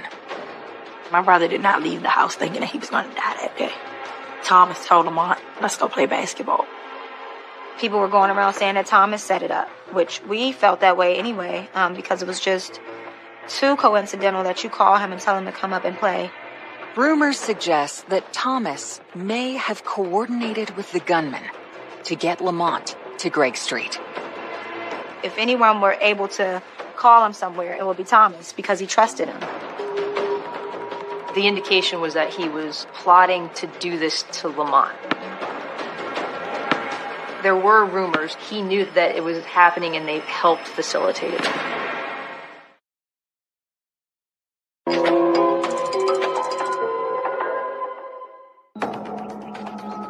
Lamont's family have tipped off investigators to a friend who may have been involved in the murder. Thomas was somebody who was on scene at the time of the murder. Detectives were looking at him as possibly being involved, or at least not telling what he really knew about him. Thomas was one of the first names that I gave to the detectives. He was the one who made the call for him to come up there. He was the one who got him to come out of the house.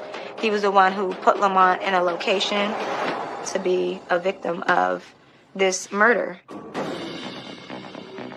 Police actually interviewed Thomas. He came into the station and they interviewed him there to determine whether he might have been involved or what he knew.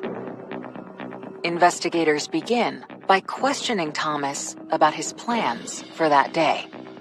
So when police talk to him, he's very quiet, trying to figure things out. You can tell he's contemplative. He had not yet met with Lamont and didn't know anything that was useful. They just didn't get any information that was usable from Thomas. Detectives then set out to validate his version of events. We had 6 or 7 cell phone dumps that we went through. His phone was pulled, and there was no indication that he had anything to do with the murder of Lamont Adair. They could tell that he called Lamont up to the scene. He was the one who made the call for him to come up there. But they didn't feel like he was involved. After clearing Thomas, detectives gain access to the footage from the housing complex that could reveal Lamont's final moments. So when police actually pull the footage of this video camera that's on the corner of one of the apartment buildings, it does a 360-degree pan. Every couple seconds, it starts to pan away into the back through an alley to another street and then back around to the front. And we have very small snippets of it because it's rotating the entire time.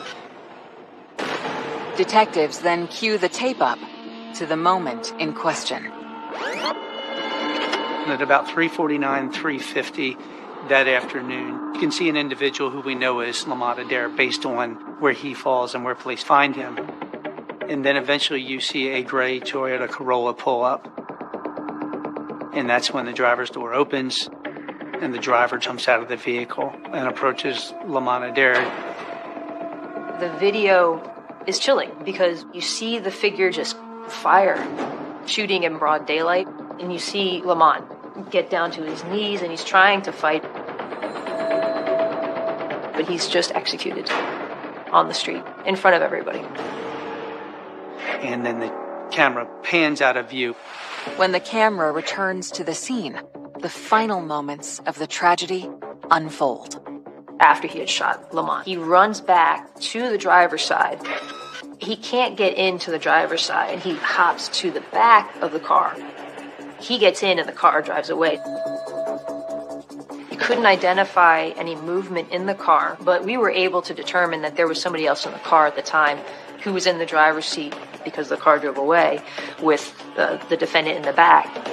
But we know there's another person who witnessed the shooting, the person who slid into the driver's seat and shut the door. To me, this person who shot Lamont knew him. I mean, it was willful, deliberate, premeditated. They wanted Lamont Adair dead. I am Aisha Braveboy, State's Attorney for Prince George's County, Maryland. Surveillance video can be extremely helpful in identifying suspects. In this case, however, it was very, very grainy, so it was very difficult to make out the features of the suspect. You can tell that the driver who exited the car had dreads, was an African-American male. Beyond that, there was nothing in that video that could tell us who that was. It was a very small, common car, gray in color. There was nothing unique about it. There was no way to tell the license plate. But upon rewatching Lamont's final moments, they observe someone else who may be able to identify the killer. So the shooting takes place right here, but in the video you actually see this maintenance worker had pulled up to the main street where the defendant's car was traveling. But you saw in the video, they saw everything. And then initially when I reviewed this video, I said to John, let's get this maintenance worker in. Days later, investigators bring this eyewitness in for questioning. How you doing, sir? I do appreciate you coming and taking the time to talk to me. I'm sure you're busy and really don't want to be involved. I just want to get some basic information from you. And what do you do over there?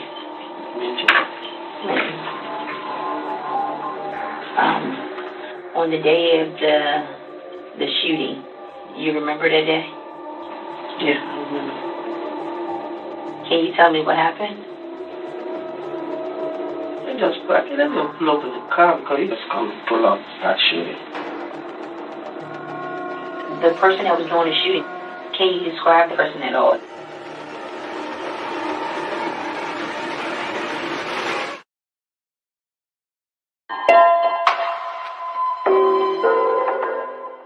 Right.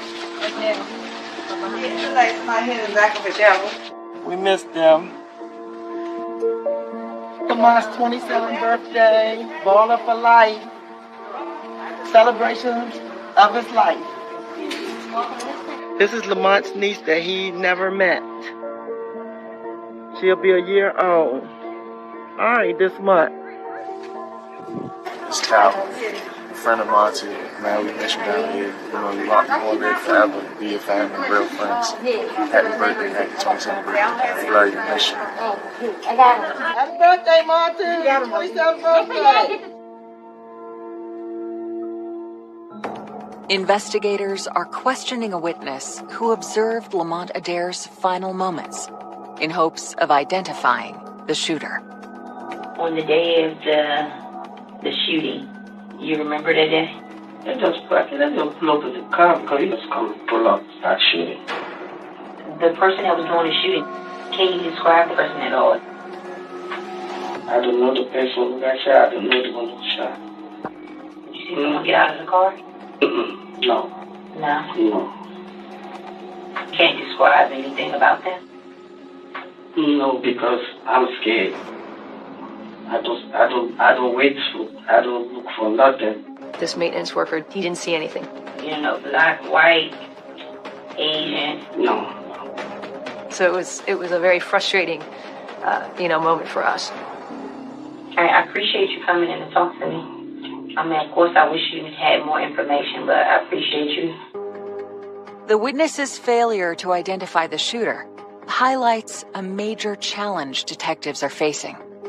Sadly, there is an anti-snitching mentality for witnesses, and a lot of that probably is out of fear. And they've got to live with the people that may have been involved in the incident.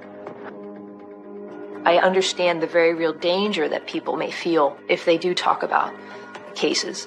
But in this particular case, it was so frustrating to see the number of people out, and nobody saw anything who could really tell us where to go. In the face of community silence, Lamont's family decides to speak out. The neighborhood didn't talk. So we got together as a family and we're like, well, we need to go up there and protest. We walked from the street where he was murdered all the way down to the rec center. What do we want? Justice! When do we want it? Now! The thing that mattered to me most was making sure someone opened their mouth enough to find out who did this to my brother. Don't sit and hide behind the windows and curtains. Tell what you know. I said, today is my son, Lamont William Jr. Tomorrow could be your father, your brother, somebody you love, so you would want to tell what happened because you would want somebody to tell you what happened to your family member. In the days following the protest, it's apparent that their message is getting through. People have started inboxing me from seeing us on the news, from seeing us up there protesting, from us pleading with the community members to speak up. The detectives fielded many reports from the family about what they had heard, who they heard it from, and the family was really active in trying to just find out information and funnel it to the detectives.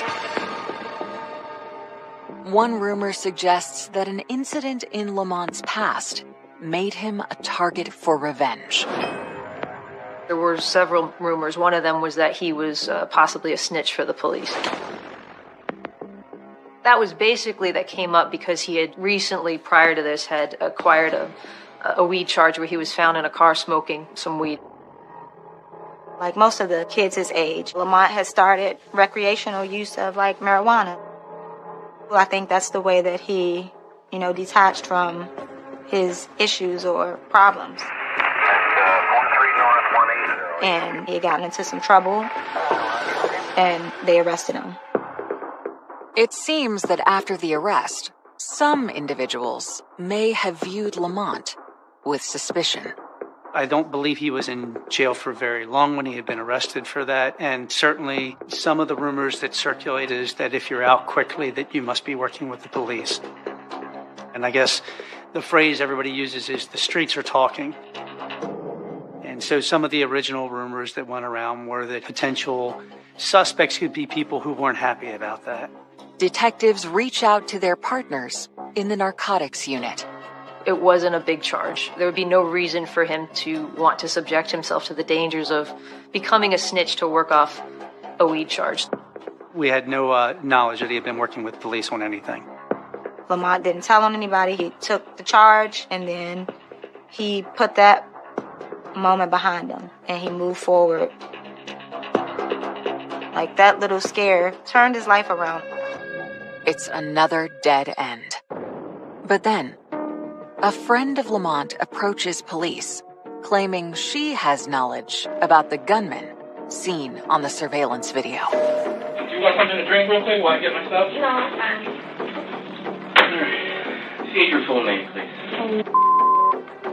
Kenya had asked to talk to the detectives in charge of the case because she believed she had some information about who had done it. And that's when the case really got started. Detectives begin by asking Kenya about her connection to Lamont. He's been over my house, but Lamont has been my friend for so long, I would never do anything to put him in any type of harm's way. So, explain to me, you said you believe you know a motive. Kenya then reveals something that she previously kept secret. She and Lamont were more than just friends. So I'm not denying that Lamont and I had anything going on. When did you start sleeping with Lamont? We didn't start sleeping together until June. And that's why I'm coming here. According to Kenya, the relationship with Lamont pushed her ex over the edge. What makes you think that, because of everything else going on between you and him, that he would go and kill Lamont? I really feel like he did. He's hot-headed. He gets angry. He's a loose cannon. I feel like he did it just because of the situation. I'm worried that if he did do it, he might come after me.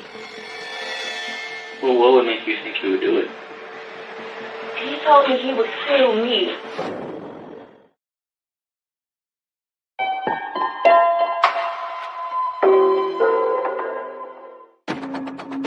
On August 10th, 2018, a woman named Kenya tells investigators that her ex, Franklin Scott, may have killed Lamont Adair.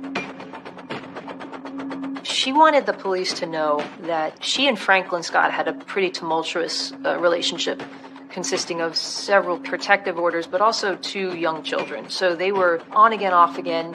I believe there was allegations that he had tased her. So there was definitely a rocky relationship there.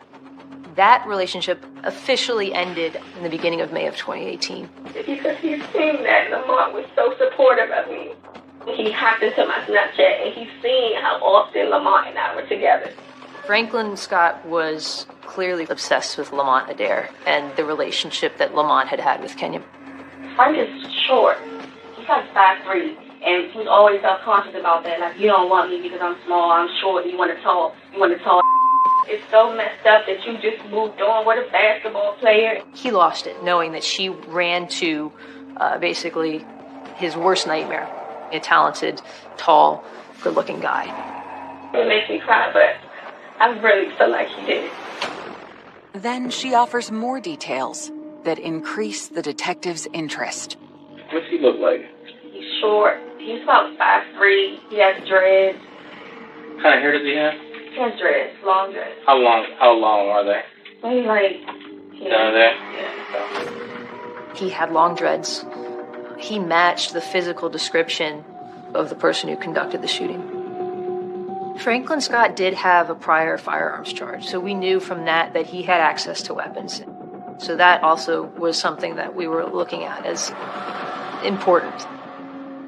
When they asked Kenya what type of vehicle he drives, she says that he used to drive a BMW and that was in the shop. She mentions that she believes he's been driving a rental vehicle, possibly a gray Toyota. The same type of car observed in the surveillance video. Investigators then ask about her contact with Scott on August 8th. She told police that she received a phone call from Franklin Scott the day of the murder. She was at work at the time. He was in the car driving when I was speaking to him. Do you remember hearing any voices? Anybody else that could have been with him? It was somebody else with him.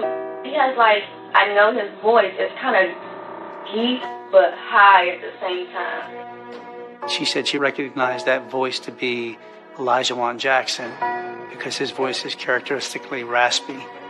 It was O.J. Jackson. He had a nickname of O.J. the Shooter. He had a prior record as well. If you had to leave right now and go find him, where would you go? I don't know. Mom, maybe at OJ's house. At the time, the detectives were looking everywhere for him. They put out feelers everywhere trying to track him down. But after the murder, they were already gone. To narrow the search, they continue to focus on the vehicle spotted in the video. It's not until Kenya kind of comes out and we find out that the suspect rented a vehicle. She mentions a gray Toyota. Eventually, they do locate the rental vehicle, parked on a street in the Sea Pleasant area. After the murder, Franklin Scott basically parked the Corolla and walked off. A search of the car reveals bullet fragments inside. But there's no sign of the murder weapon. Then, in their quest to locate Scott, investigators recall a detail from his criminal past. They knew that he had to report for his pending gun charge in Anne Arundel County. Well, one of the detectives realized that Mr. Scott had a court date. And so on August 23rd, Prince George's County Police Department were sitting on the Anne Arundel County Courthouse in Glen Burnie, Maryland, waiting for Mr. Scott to show up for his court date. And it was then that they arrested him for the murder of Lamont Adair. If he had thought that Kenya would be likely to talk, I think he wouldn't have set foot in that courthouse. He's taken to the Criminal Investigation Division for the Prince George's County Police Department, and he asks for a lawyer, so the police never get a chance to speak to him. Eager to collect more evidence against Scott, detectives begin monitoring his phone calls from prison. Within the week that he was arrested, he had made some jail calls asking his acquaintance to help him get rid of his babies, which the detectives were able to determine he was talking about his guns. Locating the weapon used in the murder would bolster the prosecution's case. Unfortunately, they listened to the jail calls a couple days after they were made, so by the time they were able to get a search warrant and search the house, there was no indication of any firearms there. The failure to find the weapon is a blow to the investigation. What we had at that time was not enough. It was enough for probable cause, which got Franklin Scott to be arrested, but it wasn't enough to find him guilty beyond a reasonable doubt. We knew we needed somebody involved in that moment to be able to be in court and point at Franklin Scott and say he's the one who shot repeatedly at Lamont Adair and killed him. That man is Elijah Jackson. If we wanted who was truly responsible for this, we had to find him. So police immediately zeroed in to track him down.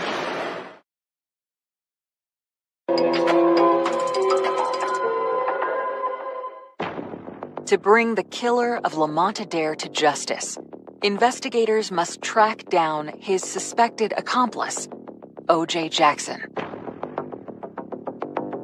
I had been watching social media, and OJ was traveling. He would go to Texas or Florida, I think it was, come back. Like, he's active on his social media page. But 16 days after the homicide, police get word that Jackson has returned to the Seat Pleasant area. On August 24th, police find Elijah Jackson at his home, and that's when they bring him in to interview him about his involvement. They interviewed him pretty extensively for a couple hours. At the end of the interview, he got real quiet, and the detectives asked him something, and he indicated that he wanted to talk to his mother. And his mother came in, and you saw a pretty profound exchange. His mother tells him, you need to tell the police the truth. You don't need to be going down for this. You need to be honest. Elijah Jackson is finally ready to provide a first-hand account of the tragic events captured by the security camera. He made it sound like he bumped into Franklin Scott as he was walking. I think that Franklin Scott picked him up. He hears Franklin Scott say, there he goes. The car slows down, pulls a gun out of the driver's side door. Handle shoots out the window a few times, opens the door, and jumps out of the car. And he says the car keeps going. And he jumps over into the driver's seat and put the brake on. Then Jackson observed Lamont's final moment. Scott is standing over Lamont Adair and firing. I think it all happened so fast, and it was a surprise to OJ. OJ Jackson just wanted to get out of Dodge. OJ indicated that he was not expecting it. However, he did get into the front driver's side seat. He was ultimately charged with accessory after the fact.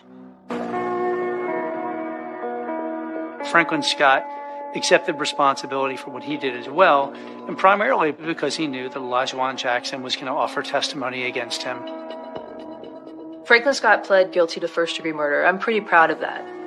It's a more certain outcome than going to trial. So I'm happy with the results. Elijah Jackson is serving a 6-year sentence. Franklin Scott is serving 50 years.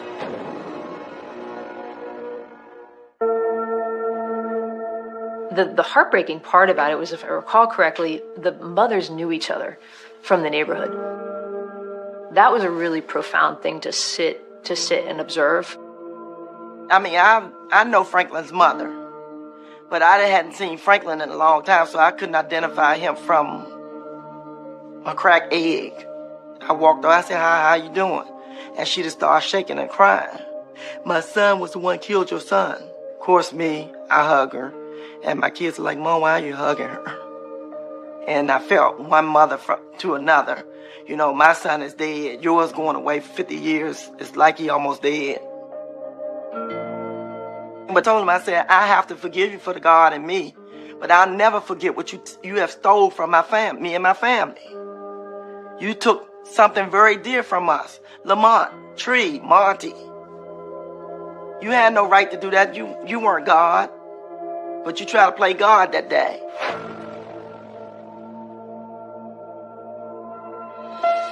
With the murder case resolved, the family continues to process their grief and replay Lamont's final moments.